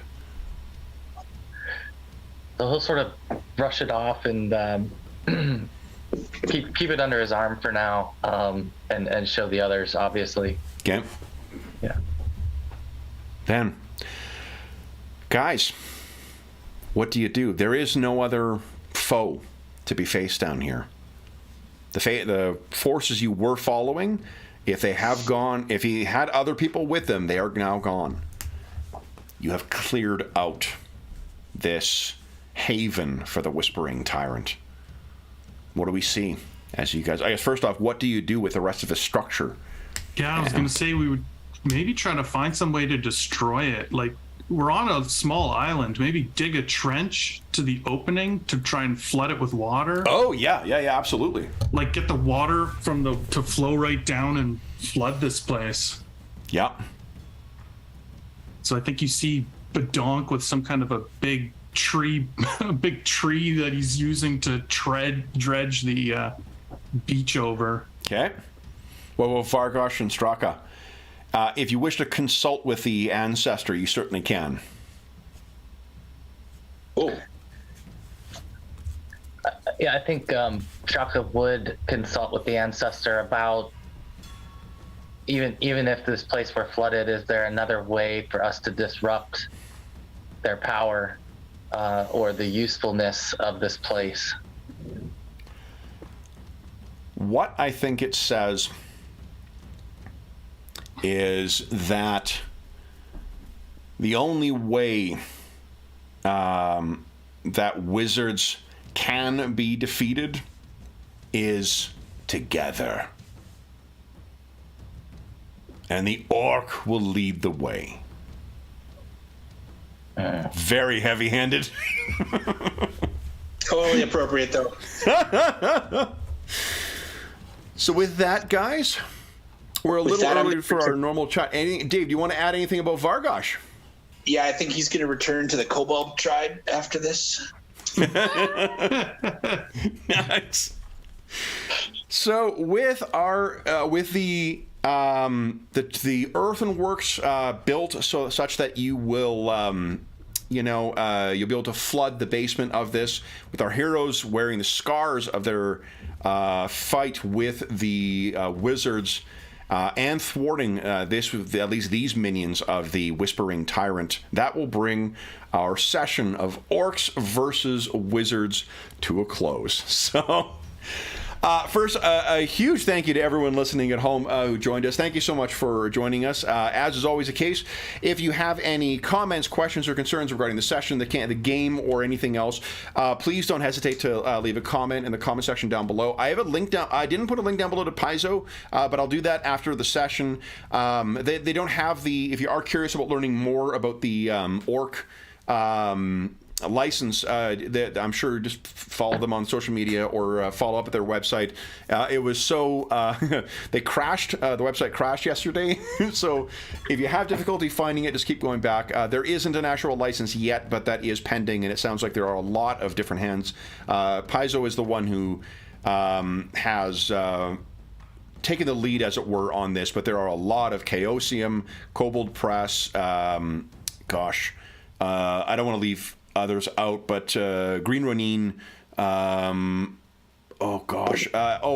K. Stevens, his company is also, I can't remember what his publishing imprint is called, not Gaming Ballistic, but there's someone else who is another PF2 publisher is behind it too. So it sounds like, after, for anyone who spends any time on social media, it was a very, very long week and a very disheartening week, and that was a wonderful surprise. So congratulations to Paizo and everyone else who was involved with the Orc license. We wish nothing but happy gaming for everyone for years and years to come. And I think that will help ensure that we're hearing from many different voices from the publishing industry. I'll also say an enormous thank you to our stalwart Orcs here. So Jeffrey, Jamie, and Dave, thank you so much for playing. That was a fuck of a difficult last encounter. I was like, what a challenging one, and it'll roll into a really hard encounter, and it just became an extraordinarily hard encounter. We blundered into it a little bit, and we did not fight together.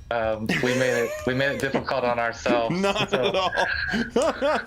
But as Orcs, it was great to see the Orc ferocity in play for at least two of you guys too. That was amazing. Oh yeah, it was fun. Game changer. Oh my gosh. Then for those listening at home, thank you so much for joining us. So let me tell you about some of the links we have down below. One of the links down below is to our friends at Noble Knight Games.